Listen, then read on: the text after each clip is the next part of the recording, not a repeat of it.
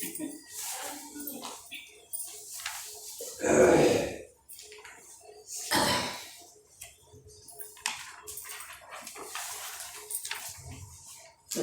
ಸರ್ವಜ್ಞ ಭಗವಾನ್ ಕುಂದುಕುಂದ ದೇವರಚಿತ ಪ್ರಾಕೃತ ತ್ರಯಗಳ ಮೇಲೆ ಭವ್ಯ ಜನೋಪಯೋಗಿ ಟೀಕೆಗಳ ರಚನೆ ಮಾಡಿದಂಥ ಆಚಾರ್ಯ ಶ್ರೀ ಅಮೃತಚಂದ್ರ ದೇವ ಈ ಪುರುಷಾರ್ಥ ಸಿದ್ಧಿಯೋಪಾಯವೆಂಬ ಹೆಸರಿನ ಗ್ರಂಥವನ್ನು 1100 ವರ್ಷಗಳ ಪೂರ್ವದಲ್ಲಿ ಬರೆದಿದ್ದರು. ಅದರ ಮೇಲೆ ಭಾಷಾ ಟೀಕೆಯನ್ನು ಬರಿತಾ ಆಚಾರ್ಯ ಕಲ್ಪ ಪಂಡಿತೋಡರ ಮಲ್ಲರ ವಿಧಿವಶರಾಗುವುದರಿಂದ ದೌಲತರಾಮ್ ಕಾಸ್ರಿವಾಲ್ ಅನ್ನುವಂಥ ಇನ್ನೋರ್ವ ಸಮ್ಯಕ್ ದೃಷ್ಟಿ ಮಹಾಪುರುಷ ಆ ಟೀಕೆಯನ್ನು ಪೂರ್ಣಗೊಳಿಸಿ ಭವ್ಯರ ಮೇಲೆ ಸುಖಾಭಿಲಾಷಿಯುಳ್ಳ ಜೀವರುಗಳ ಮೇಲೆ ಮಹದುಪಕಾರ ಮಾಡಿದ್ದಾರೆ. ಇದರಲ್ಲಿ ಮೂಲ ವಿಷಯ ಯಾವುದು ಅಹಿಂಸೆನೇ ಧರ್ಮ ಇದೆ ಲೋಕದೊಳಗ, ಯಾವ ಅಹಿಂಸೆನೇ ಸುಖ ಇದೆ ವಾಸ್ತವದಲ್ಲಿ, ಯಾವ ಅಹಿಂಸೆಯಿಂದನ ಜೀವದ ಚತುರ್ಗತಿ ಪರಿಭ್ರಮಣದ ಪರಿಹಾರ ಆಗುವುದಿದೆ, ಆ ಅಹಿಂಸೆಯ ಸ್ವರೂಪವನ್ನು ತಿಳಿಸಿಕೊಡುವಂಥ ಉದ್ಯಮವನ್ನು ಇಲ್ಲಿ ಆಚಾರ್ಯ ದೇವರು ಕೈಗೊಂಡಿದ್ದಾರೆ. ಅಹಿಂಸೆ ಅರ್ಥಾತ್ ಜ್ಞಾನ ಮತ್ತು ಆನಂದ ಸ್ವಭಾವಿಯಾದಂಥ ಅರೂಪಿ ಚೈತನ್ಯ ಆತ್ಮನ ಪರ್ಯಾಯದೊಳಗ ರಾಗಾದಿ ವಿಕಾರಿ ಭಾವಗಳ ಉದಿಸಿ ಬಾರದೇ ಇರುವುದೇನಿದೆ ಅದುವೇ ಅಹಿಂಸೆ ಇದೆ. ಇದನ್ನು ಮೂಲವಾಗಿಟ್ಕೊಂಡ ಹಿಂಸಕ, ಹಿಂಸೆ ಮತ್ತು ಹಿಂಸೆಯ ಫಲಗಳ ಚರ್ಚೆ ಮಾಡ್ತಾ ಭಕ್ಷಣಕ್ಕೆ ಇಳಿದಿದ್ದಾರೆ.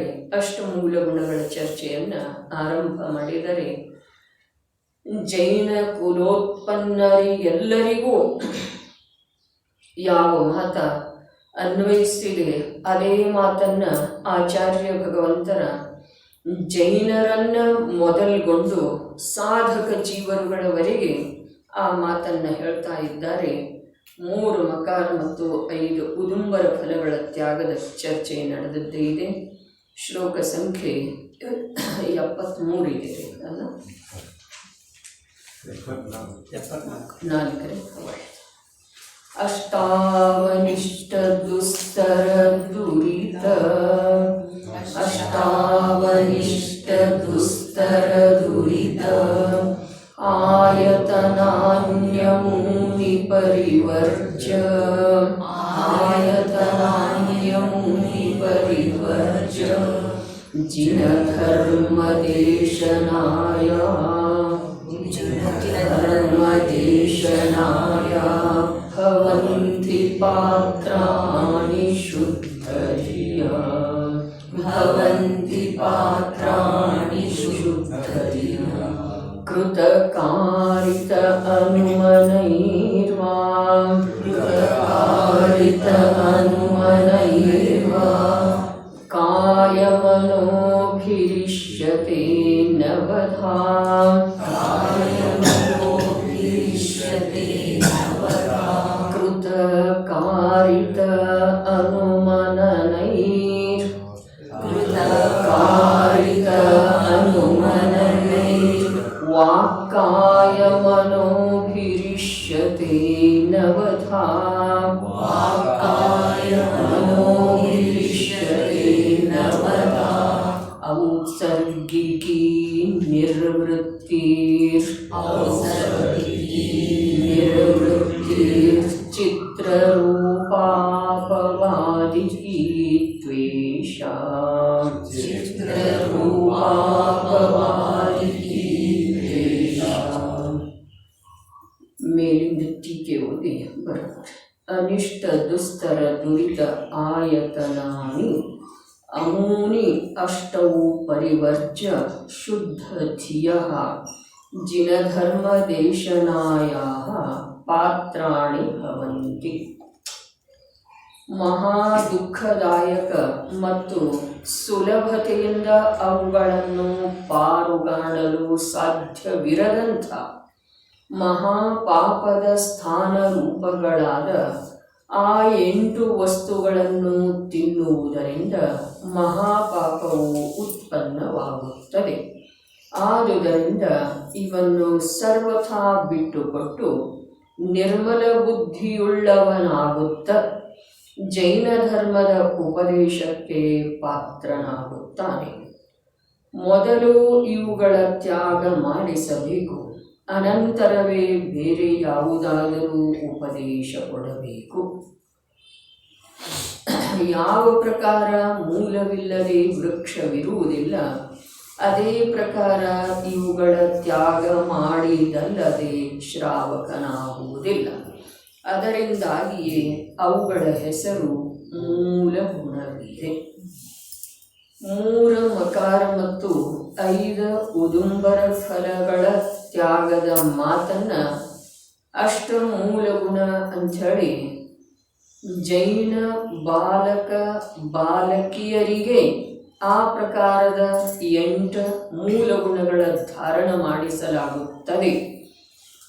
ಹೀಗೆ ಇದ್ದ ನಂತರ ಕೂಡ ಇಲ್ಲಿ ಹೇಳ್ತಾ ಇದ್ದಾರೆ, ಯಾವ ಪಾಪದ ಸ್ಥಾನದವು ಮತ್ತು ಸುಲಭವಾಗಿ ಬಿಡೋದು ಸಾಧ್ಯ ಇಲ್ಲ ಅಂತೇಳಿ ಹೇಳ್ತಾ ಇದ್ದಾರೆ.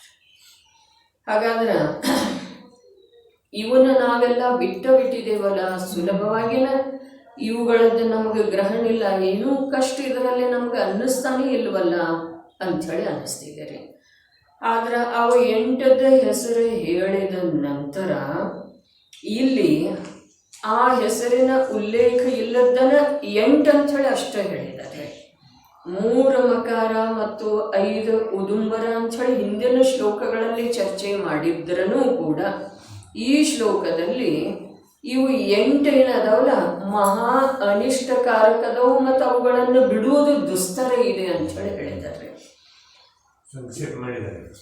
ಸಂಕ್ಷೇಪ ಮಾಡಿದ್ದಾರೆ ಅಂಥೇಳಿ ಅನ್ಬಹುದು, ಅಥವಾ ಅಭಿಪ್ರಾಯದೊಳಗೆ ಇನ್ನೂ ಮೇಲಿನ ಮಾತು ಇದೆ, ಕೇವಲ ಆ ವಸ್ತು ವಿಶೇಷದ ಮಾತು ಇಲ್ಲ ಅನ್ನುವುದು ಸ್ಪಷ್ಟ ಆಗ್ತಿದೆ.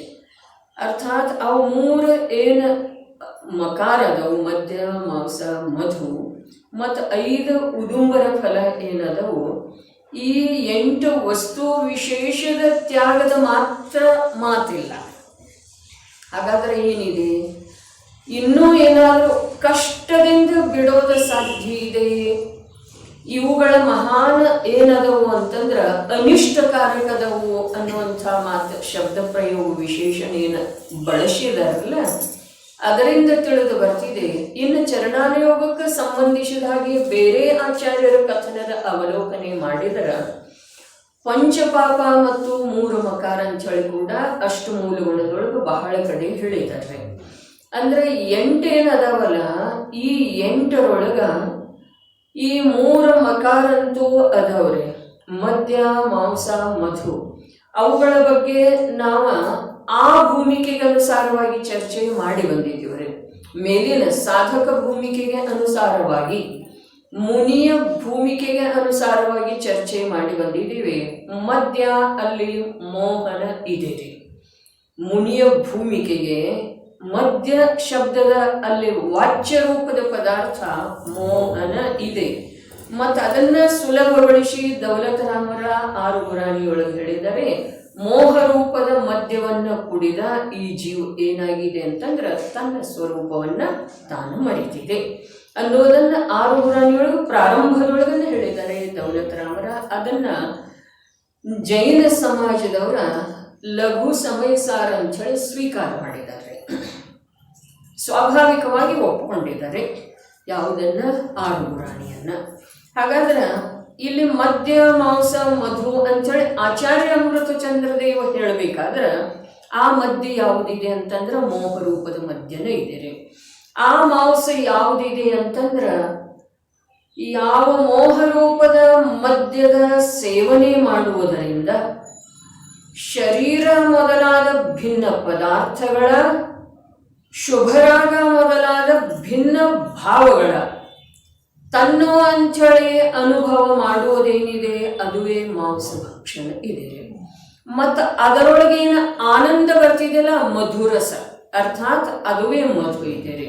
ಮಧುರ ರಸ ಶುಭರಾಗದೊಳಗೆ ಪಂಚ ಮಹಾವ್ರತದ ಪರಿಪಾಲನೆಯ ರೂಪದ ಯಾವ ಶುಭರಾಗ ಸ್ವಯಂ ಸಾಧಕ ಜೀವದಲ್ಲೇ ಶುದ್ಧೋಪಯೋಗದಿಂದ ಪತಿತ ಆದಮೇಲೆ ಆ ಶುಭೋಪಯೋಗ ಆಗ್ತಿದೆಯಲ್ಲ, ಆ ಶುಭೋಪಯೋಗ ಪಂಚ ಮಹಾವ್ರತದ ಪರಿಪಾಲನೆಯ ಶುಭರಾಗ ಅಥವಾ ಶುಭೋಪಯೋಗದ ಕುರಿತು ಯಾವ ಮಧುರ ರಸದ ಅನುಭವ ಆಗ್ತಿದೆಯಲ್ಲ, ಅದುವೇ ಮಧುವಿನ ಸೇವನೆ ಇದೆ. ಈ ಪ್ರಕಾರ ಅದು ಮೊದಲು ಚರ್ಚೆ ಮಾಡಿದ್ದನ್ನು ಸ್ಮರಿಸಿಕೊಳ್ಳುದ. ಮತ್ತು ಪಂಚಪಾಪ ಕೂಡ ಇದರಲ್ಲಿನ ಅದವ್ರೆ. ಎಲ್ಲದವು ಮೋಹದಲ್ಲಿನ ಇದೆ, ಮದ್ಯ ಮತ್ತು ಮಾಂಸದ ಸೇವನೆ ಅರ್ಥಾತ್ ರಾಗದ ಅನುಭವದಲ್ಲೇನೆ ಇದೆ. ಆ ರಾಗದ ಅನುಭವದೊಳಗೆ ಆನಂದ ಮನ್ನಿಸುವುದರಲ್ಲೇನ ಪಂಚಪಾಪ ಅದವ್ರೆ. ಅದಾವ ಅಥವಾ ಇಲ್ಲ ವಿಚಾರ ಮಾಡಿ ನೋಡೋದ್ರೆ, ತನ್ನ ಸ್ವರೂಪವನ್ನು ತಾನು ಮರೆಯೋ ರೂಪದ ಯಾವ ಮೋಹ ಮದಿರಾಪಾನ ಇದೆಯಲ್ಲ, ಅಲ್ಲೇ ತನ್ನ ಭಾವ ಹಿಂಸೆ ಆಗ್ತಿದೆಯಲ್ಲ, ಹಿಂಸೆ ಆಯಿತು. ಆಮೇಲೆ ಅಸತ್ಯ ಅಲ್ಲೇ ಸಂಭವಿಸಿದರೆ, ಏನು ಅಸತ್ಯ ಇದೆ ಅಲ್ಲಿ? ಯಾವುದು ತನ್ನ ಸ್ವರೂಪ ಅಲ್ಲವೋ, ತನ್ನ ತ್ರಿಕಾಲಿ ಚೈತನ್ಯ ಸ್ವಭಾವದೊಳಗೆ ಯಾವುದರ ಅಸ್ತಿತ್ವ ಇಲ್ಲವೋ ಅಂಥ ರಾಗಾದಿ ಭಾವ ಏನಿದೆ, ಆ ರಾಗಾದಿ ಭಾವವನ್ನ ತನ್ನ ಪರ್ಯಾಯದ ದುರ್ಬಲತೆಯಿಂದ ತಾನು ಅಂಥೇಳಿ ಅಂಶ ಮಾತ್ರ ಅನುಭವ ಮಾಡೋದೇನಿದೆಯಲ್ಲ, ಅದು ಅಸತ್ಯದ ಸೇವನೆ ಇದೆ, ಅಸತ್ಯ. ಅದೇ ಪ್ರಕಾರ ಆ ಚೈತನ್ಯ ಸ್ವರೂಪಿ ಜ್ಞಾನಮಯನಾದಂಥ ಆತ್ಮನ ಪರ್ಯಾಯದೊಳಗ ಯಾವ ಪಂಚಪ್ರಭುವಿನ ಕುರಿತು ಅಥವಾ ಅರ್ಹಂತಾದಿಕರ ಕುರಿತು ಭಕ್ತಿಯ ಭಾವ ಉತ್ಪನ್ನ ಆಗ್ತಿದೆಯಲ್ಲ, ಆ ಭಾವವನ್ನ ಯಾವುದೋ ದುರ್ಬಲತೆಯಿಂದ ತಂದ ಅಂಥೇಳಿ ಅನ್ನೋದ ಅದುವೇ ಚೋರಿ ಇದೆ.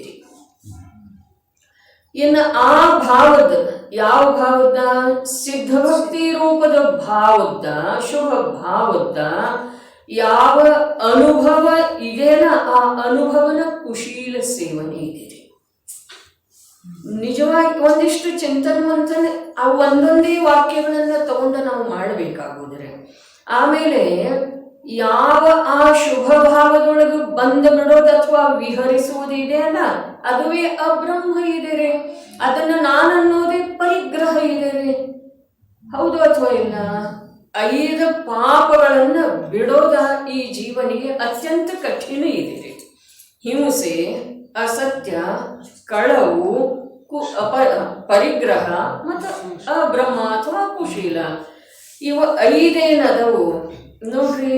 ಮೂಲಾಚಾರದೊಳಗೆ ಮಾತು ಹೀಗೆ ಬರ್ತಿದೆ: ಮುನಿ ಧರ್ಮಕ್ಕೆ ಸಂಬಂಧಿಸಿದ ಹಾಗೆ ಆಚರಣೆ, ಶ್ರಾವಕ ಧರ್ಮಕ್ಕೆ ಸಂಬಂಧಿಸಿದ ಹಾಗೆ ಆಚರಣೆ.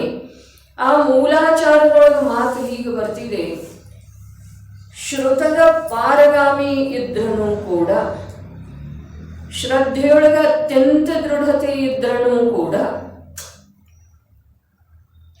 ಆಚರಣೆ ಜಗತ್ತಿಗೆನ ವಿಸ್ಮಯ ಮಾಡುವಂತಹ, ವಿಸ್ಮಯಗೊಳಿಸುವಂತಹ ಆಚರಣೆ, ಪಕ್ಷೋಪವಾಸ ಮಾಸೋಪವಾಸಗಳನ್ನೊಳಗೊಂಡಂಥ ಆ ತಪಶ್ಚರಣ ಇದ್ರೂ ಕೂಡ, ಒಂದು ವೇಳೆ ಜೀವದಲ್ಲಿ ವಾಸನಾ ಜಾಗೃತ ಆಯಿತು ಅಂತಂದ್ರೆ ಅವು ಯಾವನ್ನೂ ಗಣಿಸದೆ ಅದರ ಉಲ್ಲಂಘನೆ ಮಾಡ್ತಿದೆ ಅನ್ನುವಂಥ ಮಾತು ಮುನಿಗೆ ಸಂಬಂಧಿಸಿದ್ದ ಹಾಗೆ ಇದೆ. ಹಾಗಾದ್ರೆ ಇಲ್ಲಿ ನಾವು ತಿಳ್ಕೊಳ್ಳೋದಿದೆ, ಈ ಜೀವಕ್ಕ ಈ ಪಂಚಪಾಪಗಳನ್ನ, ಹಿಂಸಾದಿ ಪಂಚಪಾಪಗಳನ್ನ ಅಥವಾ ಬ್ರಹ್ಮಚರ್ಯದವರೆಗಿನ ಶುಭ ಭಾವವನ್ನ, ಧರ್ಮಕ್ಕೆ ಅನುಕೂಲ ಆಗುವ ಹಾಗೆ ಶುಭ ಭಾವವನ್ನ ತಂದುಕೊಳ್ಳೋದ ಅತ್ಯಂತ ಕಠಿಣ ಇದೆ. ಪುರಾಣದಲ್ಲಿ ಬೇಕಾದಷ್ಟು ಘಟನೆಗಳು ತುಂಬಿ ಹೋಗಿದವ್ರಿ. ರಾವಣ ದಶಾನನ ಎಂಥ ಪವಿತ್ರ ಮತ್ತು ಎಂಥ ದೃಢ ಶಕ್ತಿಶಾಲಿ ಜೀವರೇ, ಧರ್ಮದಲ್ಲಿ ಆಯಿತು, ಆಚರಣೆಯಲ್ಲಿ ಆಯಿತು. ಆದ್ರೆ ಅವು ಕೂಡ ಪತನ ಹೊಂದಿದೋ ಅಥವಾ ಇಲ್ಲ. ಯಾವ ಕಾರಣದಿಂದ? ಕಾರಣೇನೂ ಇರುವುದಿಲ್ಲ. ಪತನ ಯಾಕೆ ಹೊಂದಿದ? ನಾವು ಕರ್ಮದ ಕಾರಣದಿಂದ ಅಂತೇವೆ. ನರಕಕ್ಕೆ ಭವಿತವ್ಯ ನರಕಕ್ಕೆ ಹೋಗೋದಿತ್ತು ಅದಕ್ಕಂತೇವೆ. ಸೀತೆಯನ್ನು ನೋಡುವುದರಿಂದ ಅಂತೇವೆ. ಇವೆಲ್ಲ ಕಾರಣ ಏನದವು? ನಿಸ್ಸತ್ವ ಅದಾವ್ರಿ. ಇದರೊಳಗೆ ಯಾವ ಸತ್ವನೂ ಇಲ್ಲ. ಒಂದು ಮಾತು ಇಷ್ಟೇ ಸತ್ತಿದೆ: ಜೀವನಿಗೆ ಯಾವುದೇ ಭೂಮಿಕೆಯಲ್ಲಿದ್ರೂ ಧರ್ಮದ ಅಭಿಲಾಷೆಯ ಭೂಮಿಕೆ ಇರಲಿ, ಸಮ್ಯಕ್ ದರ್ಶನ ರೂಪದ ಧರ್ಮ ಪ್ರಾಪ್ತವಾಗಿರುವಂತಹ ಭೂಮಿಕೆ ಇರಲಿ, ಸಮ್ಯಕ್ ದರ್ಶನ ಜ್ಞಾನ ಚಾರಿತ್ರದ ಪ್ರಚುರತೆ ಇರುವಂತಹ ಸಾಧಕ ಮುನಿ ಅವಸ್ಥೆಯ ಭೂಮಿಕೆ ಇರಲಿ, ಯಾವತ್ತೂ ಎಚ್ಚರ ಪೂರ್ವಕವಾಗಿ ಇರೋದು ಒಂದೇ ಕಾರಣ ಇದೆ ರೀ. ಸ್ವಲ್ಪ ಎಚ್ಚರ ತಪ್ಪಿತು ಅಂತಂದ್ರೆ ಅನಾಹುತ ತಪ್ಪಿದ್ದ ಅಲ್ಲ. ಅದರ ಸಲುವಾಗಿ ನೋಡ್ರಿ, ಅಷ್ಟೆಲ್ಲ ಇರುವಂಥ ಮೂಲಾಚಾರದ ಮಾತಿಗೆ ಬಂತು, ಇಷ್ಟೆಲ್ಲ ಇರುವಂಥ ಶ್ರದ್ಧೆಯೊಳಗ ಸುಮೇರುವಿನ ಹಾಗೆ ಇದೆ ಶ್ರದ್ಧೆ ನಿಶ್ಚಲ. ಶಾಸ್ತ್ರದ ಅಭ್ಯಾಸ ಜ್ಞಾನ ಸಾಪೇಕ್ಷ ಶ್ರುತದ ಪಾರಗಾಮಿ ಇದ್ದಾನೆ. ಆಚರಣೆ ಅಪೇಕ್ಷಾದಿಂದ ತಪಸ್ಸ ಅತ್ಯಂತ ಸಾಮಾನ್ಯ ಜನರಿಗೆ ಆಶ್ಚರ್ಯವನ್ನುಂಟು ಮಾಡುವಂತಹ ತಪಸ್ವಿ ಅದನ್ರಿ. ಆದ್ರೂ ಕೂಡ ಅವನು ಪಥಭ್ರಷ್ಟ ಆಗ್ತಾನೆ, ವಾಸನೆಗೆ ಗುರಿಯಾಗ್ತಾನೆ, ವಿಷಯ ವಾಸನೆಗೆ. ಹೀಗೆ ಹೇಳಿರೋ ವೇಳೆದೊಳಗ ಆ ಬ್ರಹ್ಮಚರ್ಯದ ಮಾತಾಗಲಿ, ಆ ಅಪರಿಗ್ರಹದ ಮಾತಾಗಲಿ, ಆ ಕುಶೀಲ ಅಸತ್ಯ ಮತ್ತು ಹಿಂಸೆಯ ಮಾತಾಗಲಿ ಸಾಮಾನ್ಯ ಜೀವನಿಗೆ ಬಿಟ್ಟು ಕೊಡೋದ ಅತ್ಯಂತ ದುಸ್ತರ ಇದೆ. ನಮಗನ್ನಿಸ್ತಿದೆ ನಾವೇನು ಪಾಪ ಮಾಡ್ತಾ ಇಲ್ಲ, ಆದ್ರೆ ಆ ಪಾಪಗಳನ್ನು ಬಿಟ್ಟು ಕೊಡುವುದ ಹೇಳಿದರವರು ಹಿಂಸೆ, ಅಸತ್ಯ, ಕಳವು, ಅಬ್ರಹ್ಮ ಮತ್ತು ಪರಿಗ್ರಹ ಇವು ಹೇಳಿದರೆ, ಆದ್ರೆ ಆ ಶಬ್ದದ ಆಳ ಎಷ್ಟಿದೆ, ಆ ವ್ರತಕ್ಕೆ ಸಂಬಂಧಿಸಿದ ಹಾಗೆ ಪರಿಣಾಮದ ನಿರ್ಮಲತೆ ಎಷ್ಟು ಬೇಕಾಗ್ತಿದೆ, ಇದರ ವಿಚಾರ ಸ್ವಯಂ ಆಯಾ ಜೀವ ಮಾಡೋದ ಕರ್ತವ್ಯ ಇದೆ. ಏನಿದೆ, ಬರೇ ಅವ 5 ಪಾಪದ ಕಾರಣದಿಂದನ, ಅಥವಾ ಇನ್ನು ಸ್ವಲ್ಪ ನಮ್ಮ ಭೂಮಿಕೆಗೆ ಬಂದ ಹೇಳಬೇಕಾದ್ರೆ ಆ 5 ಪಾಪಗಳಿಗೆ ಯಾವ ಭೂಮಿಕಾ ರೂಪದ ಮಿಥ್ಯಾತ್ವ ಇದೆ, ಆ ಮಿಥ್ಯಾತ್ವದ ಕಾರಣದಿಂದ ಈ ಜೀವ ಲೋಕಾಕಾಶದ ಮಧ್ಯದ 8 ಪ್ರದೇಶಗಳನ್ನು ಹೊರತುಪಡಿಸಿ 343 ಘನರಜ್ಜು ಪ್ರಮಾಣದ ಆಕಾಶದೊಳಗ ಪ್ರತಿಯೊಂದು ಪ್ರದೇಶದ ಮೇಲೆ ಅನಂತ ಬಾರಿ ಜನ್ಮ ಮರಣ ಮಾಡುವಂಥ ಪ್ರಸಂಗ ಬಂದದ್ದೇ ಇದೆ. ಬರೇ ಅದು ಒಂದರ ಕಾರಣದಿಂದ, ಒಂದು ಮಿಥ್ಯಾತ್ವ ಅನ್ಬಹುದು ಅಥವಾ ಪಂಚಪಾಪ ಅನ್ಬಹುದು. ಮತ್ತು ಬರೇ 6 ದ್ರವ್ಯ ಅಥವಾ 7 ತತ್ವವನ್ನು ಯಥಾರ್ಥವಾಗಿ ತಿಳ್ಕೊಳ್ಳುವುದರಿಂದ ಈ ಜಗತ್ತಿನಲ್ಲಿ ಪರಿಭ್ರಮಣ ಮಾಡುವುದಕ್ಕ ಒಂದು ಕೊನೆ ಬಂದು ಬಿಡ್ತಿದೆ. ಮಾರ್ಗ ಈ ಕಡೆನೂ ಸುಲಭ ಇದೆ, ಈ ಕಡೆನೂ ಸ್ವಲ್ಪ ಕಾಣಿಸ್ತಿದೆ, ಅದರ ಬಹಳ ಅಗಾಧ ಇದೆ. ಹಿಂಸೆ, ಅಸತ್ಯ, ಕಳವು, ಅಬ್ರಹ್ಮ ಮತ್ತು ಪರಿಗ್ರಹ ಇವೇನದವ್ರಲ್ಲ, ಇವುಗಳದ್ದು ಒಂದೊಂದರ ಕುರಿತಾಗಿ ನಾವು ಎಷ್ಟು ವಿಚಾರ ಮಾಡಬಹುದಾಗಿದೆ. ಒಂದೊಂದು ಶಬ್ದಕ್ಕೆ ಸಂಬಂಧಿಸಿದ ಹಾಗೆ ಭಾವದ ವಿಶಾಲತೆ ಎಷ್ಟಿರಬಹುದಾಗಿದೆ. ಆ ಭಾವದ ವೈಶಾಲ್ಯತೆಗೆ ಕಾರಣೀಭೂತವಾದಂಥ ಜ್ಞಾನದ ಯಥಾರ್ಥತೆ ಎಂಥದ್ದು ಬೇಕಾಗ್ತದೆ. ಇದನ್ನ ಪ್ರತಿಯೊಬ್ಬರೂ ನಾವು ನಮ್ಮ ಕಲ್ಯಾಣದ ಅಭಿಲಾಷೆ ಇತ್ತು ಅಂತಂದ್ರೆ ವಿಚಾರ ಮಾಡೋದು ಅವಶ್ಯಕ ಇದೆ. ಯಾವುದೇ ಒಂದು ಪದಾರ್ಥಕ್ಕೆ ಸಂಬಂಧಿಸಿದ ಹಾಗೆ, ಬಾಹ್ಯ ಪದಾರ್ಥಕ್ಕೆ ಸಂಬಂಧಿಸಿದ ಹಾಗೆ ಸ್ವಲ್ಪ ಸಮಯ ಮಾತ್ರವೇ ಅದು ಉಪಯೋಗದಲ್ಲಿ ಬಂದರೆ ಬರಬಹುದು ಅಥವಾ ಬಾರದೇನೂ ಇರಬಹುದು. ಅಂಥ ಒಂದು ಸಾಮಾನ್ಯ ವಸ್ತುವಿನ ಸಲುವಾಗಿ ಕೂಡ ಎಷ್ಟೊಂದು ವಿಚಾರ ಮಾಡ್ತೇವೆ ಅಥವಾ ಇಲ್ರಿ. ಹಾಗಾದ್ರೆ ಈಗ ಅನಾದಿ ಕಾಲದ ದುಃಖ ಪರಂಪರೆಗೆ ಒಂದು ಅಂತ್ಯಮಂಗಲವನ್ನು ಹಾಡುವಂಥದ್ದು ಇದೆ. ಅನಾದಿ ಕಾಲದ ಪರವಶತೆಯಿಂದ ಬಿಡಿಸಿ ಸ್ವಾಧೀನವಾದಂಥ ನಿರಾಕುಲ ಶಾಂತಿಯ ಸಾಗರದವರೆಗೆ ತಲುಪಿಸುವಂಥದ್ದು ಇದೆ. ಅದರ ಸಲುವಾಗಿ ಯಾವ ವಿಚಾರ ಅವಶ್ಯಕ ಇಲ್ಲೇನ್ರಿ. ಇಲ್ಲಿ ದುಸ್ತರ ಅಂತ ಹೇಳಿದ್ದಾರೆ. ಆ 5 ಉದುಂಬರ ಫಲಗಳನ್ನು ಬಿಡೋದೇನು ದುಸ್ತರ ಇಲ್ರಿ, ಏನು ಕಠಿಣ ಇದೆ ಹೇಳ್ರಿ. 9ನೇ ಗ್ರೈವೇಯಕದವರೆಗೆ ಪಂಚ ಮಹಾವ್ರತದ ಪರಿಪಾಲನೆ ಮಾಡಿ ಅಭವ್ಯ ಜೀವ ಕೂಡ ಅನಂತ ಬಾರಿ ಹೋಗಿ ಬಂದಿದನ್ರಿ. ಅಭವ್ಯ ಜೀವ ಕೂಡ ನಾವು ಹೋಗಿದ್ದೇವೇನಿಲ್ಲ ಅನ್ನೋ ಪ್ರಶ್ನೆನೇ ಇಲ್ಲ. ನಾವೆಲ್ಲ ಹೋಗಿ ಹೋಗಿ ಹೋಗಿ ಬಂದಿದ್ದೀವ್ರಿ. 9ನೇ ಗ್ರೈವೇಕ. ಹಾಗಾದ್ರೆ ಆ 5 ಉದುಂಬರ ಫಲವನ್ನು ಬಿಡುವ ಮಾತ್ರದ ಮಾತು ಇದೆಯೋ, ಅಥವಾ ಆ 5 ಪಾಪ, ಅಥವಾ ಆ 5 ಪಾಪಕ್ಕೆ ಯಾವುದು ಬೀಜ ಸ್ವರೂಪದ ಇದೆ, ವಿಪರೀತ ಮನ್ನಣೆ, ಅತತ್ವ ಶ್ರದ್ಧೆ, ಅದರ ಮಾತು ಇದೆಯೋ, ಆ ಅತತ್ವ ಶ್ರದ್ಧೆ ವಿಪರೀತ ಮನ್ನಣೆ ಹೋದ ನಂತರ ಕೂಡ ಜೀವನಿಗೆ ಆ 5 ಪಾಪಗಳದ ಪೂರ್ಣ ರೂಪದ ತ್ಯಾಗ ಆಗುವುದ ಅತ್ಯಂತ ಕಠಿಣ ಇದೆ. ಭವದೇವ ಭಾವದೇವನ ಕಥೆ ನೋಡಿದ್ದೇವೆ.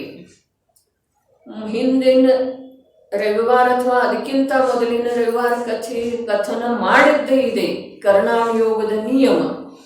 7ನೇ ನರಕದೊಳಗೆ ಯಾವ ಸಮ್ಯಕ್ ದೃಷ್ಟಿ ಜೀವರುಗಳಿದ್ದಾರೆ, ಸ್ಮರಣೆ ಮಾಡ್ಕೊಳ್ಳೋದು ಯಾವುದರ ಸಲುವಾಗಿ ಅಂತಂದ್ರ ಕಥನದ ಸ್ಮರಣೆ, ಜಿನಾಗಮದ ಯಾವ ವಿಷಯವನ್ನ ತಿಳಿದಿದ್ದೇವೆ ಅದು ಪುನಃ ಸ್ಮೃತಿ ಪಟಲದ ಮೇಲೆ ತಂದುಕೊಳ್ಳೋದು. ನಮ್ದು ಕ್ಷಯೋಕ್ಷಮ ಜ್ಞಾನ ಹೀಗಿದೆ ಅಲ್ಲ, ಅದು ಮರ್ಯಾದಿತ ಇದೆ. ತಿಳಿತಾರೆ, ಯಾವುದಾದ್ರೂ ಹೊಸ ವಿಷಯವನ್ನ ಅದರಲ್ಲೇ ತಂದು ಹಾಕಿದ್ರೆ ಹಳೆಯ ವಿಷಯ ತನ್ನಷ್ಟಕ್ಕೆ ತಾನೇ ಅಳಿಸಿ ಹೋಗ್ತಿದ್ದೀರಿ.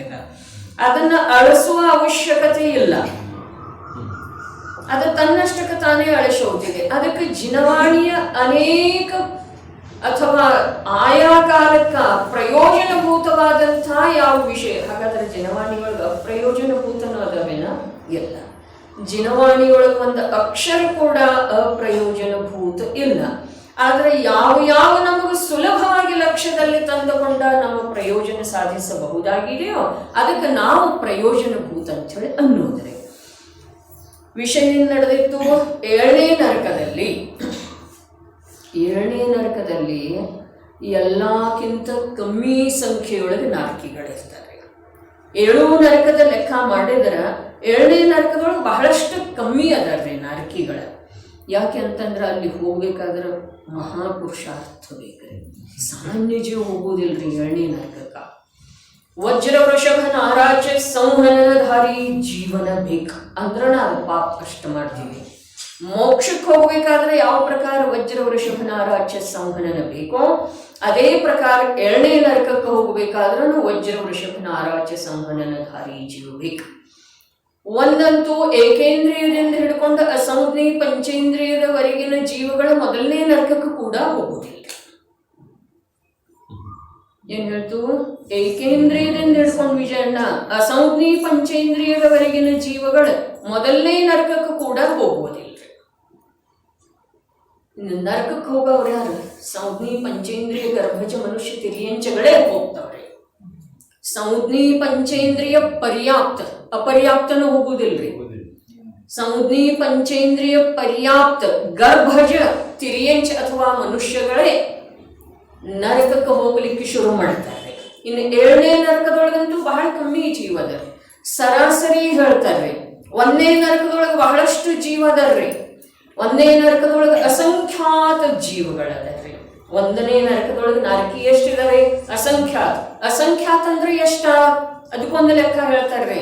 ಅಸಂಖ್ಯಾತ ಅಸಂಖ್ಯಾತ ಅಸಂಖ್ಯಾತ असंख्यातों असंख्यात भेद अदाव श्रेणिक भाई असंख्यात किती भेद आहे असंख्यात भेद आहे ಮೊದಲನೇ ನರಕದೊಳಗೆ ಎಷ್ಟು ನಾರಕಿ ಇದಾರು ಅಂತಂದ್ರ 2ರಿಂದ 7ನೇ ನರಕದವರೆಗೆ 6 ನರಕಗಳಲ್ಲಿ ಎಷ್ಟು ಅಸಂಖ್ಯಾತ ಅಸಂಖ್ಯಾತ ಅಸಂಖ್ಯಾತ ಅದರಲ್ಲ ಆ ಎಲ್ಲಾ ಸೇರಿ ಅದರ ಅಸಂಖ್ಯಾತ ಗುಣಿತ ನಾರಕಿಗಳು ಮೊದಲನೇ ನರಕದೊಳಗೆ ಅಂದ್ರೆ ಮೊದಲನೇ ನರಕದೊಳಗೆ ಯಾರು ಹೋಗ್ತಾರೋ ಅವರು ಸಾಮಾನ್ಯ ಪಾಪಿ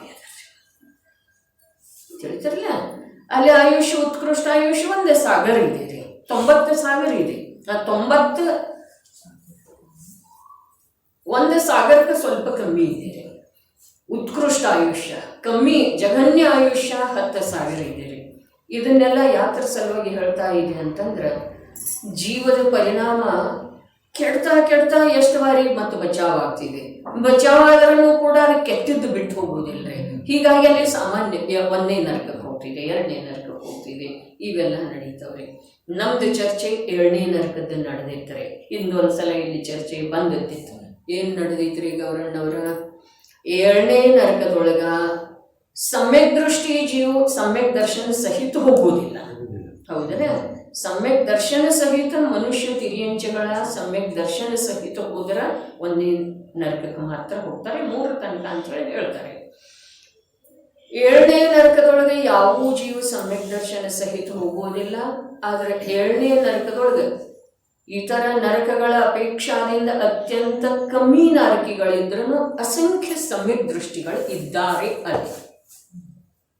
ಎಷ್ಟು ಜನ ಸಮ್ಯಕ್ ದೃಷ್ಟಿ ಅಂದರೆ 7ನೇ ನರಕದೊಳಗ? ಅಸಂಖ್ಯ. ಅಲ್ಲಿ ಹೋಗಿ ಮಾಡ್ಕೊಂಡಿದ್ದಾರೆ. ನಮಗಿಲ್ಲಿ ಆಗ್ತಾ ಇಲ್ರಿ, ಬಿಡುವಿಲ್ಲ. ನಮ್ಗೆ ಮೊದಲು ಇಲ್ಲೇದೆಲ್ಲ ಸುಧಾರಣೆ ಮಾಡೋದಿದೆ, ಸಾತ ಜೋಡಿಸ್ಕೊಳ್ಳೋದಿದೆ, ಏನೇನು ಅನುಕೂಲತೆ ಇದೆ ಅದನ್ನು ಮಾಡೋದಿದೆ. ಅದನ್ನೆಲ್ಲ ಜೋಡಿಸ್ಕೊಳ್ತಾ ಏನಾಗ್ತಿದೆ, ನಮ್ದು ಆಯು ಪೂರ್ಣ. ನಿಮಿತ್ತ ಏನದವ್ರಿ? ನಿಮಿತ್ತ ವಿಭಂಗ ಜ್ಞಾನ ಇರಲಿ, ಮತ್ತೇನಿದೆ?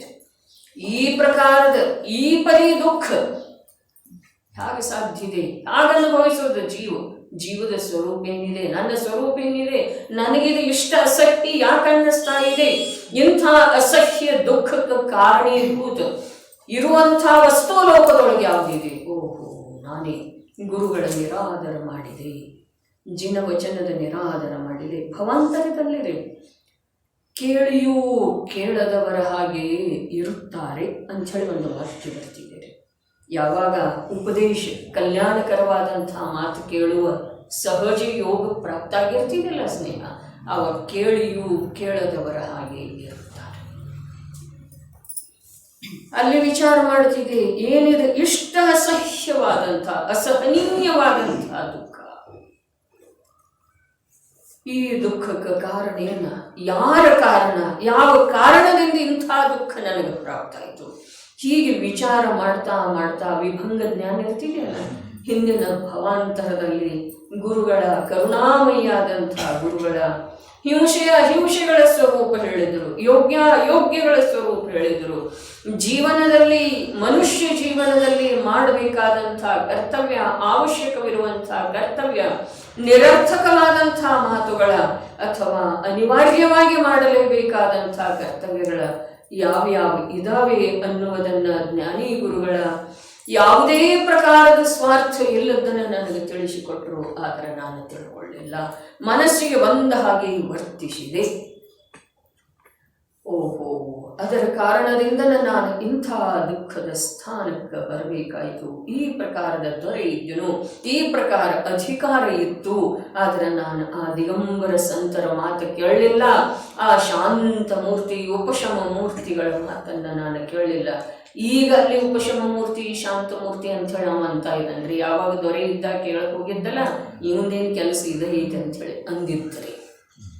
ತಿಳಿತಾರೆ, ನನಗೆ ರಾಜ್ಯಭಾರ ಮಾಡುವುದಿದೆ, ಪ್ರಜೆಗಳ ಪಾಲನೆ ಮಾಡುವುದಿದೆ, ರಾಜ್ಯದ ರಕ್ಷಣೆ ಮಾಡುವುದಿದೆ, ಇದನ್ನೆಲ್ಲ ಆವಾಗ ತಿಳಿದಿದ್ರಿ. ಈಗಂತ ಇದ್ದಾನೆ ಆ ಶಾಂತ ಮೂರ್ತಿ ಉಪಶಮ ರಸದ ಧಾರಕರಾದಂಥ ಆ ದಿಗಂಬರ ಸಂತರ ಮಾತನ್ನ ನಾನು ಕೇಳಲಿಲ್ಲ. ನಾನು ಎಂಥ ಪಾಪಿ ಅಂತಾನೆ, ಹೋಗಲಿ ಬಿಡು, ಇನ್ನೇನು ಪಶ್ಚಾತ್ತಾಪ ಮಾಡಿ ಉಪಯೋಗ ಇಲ್ಲ.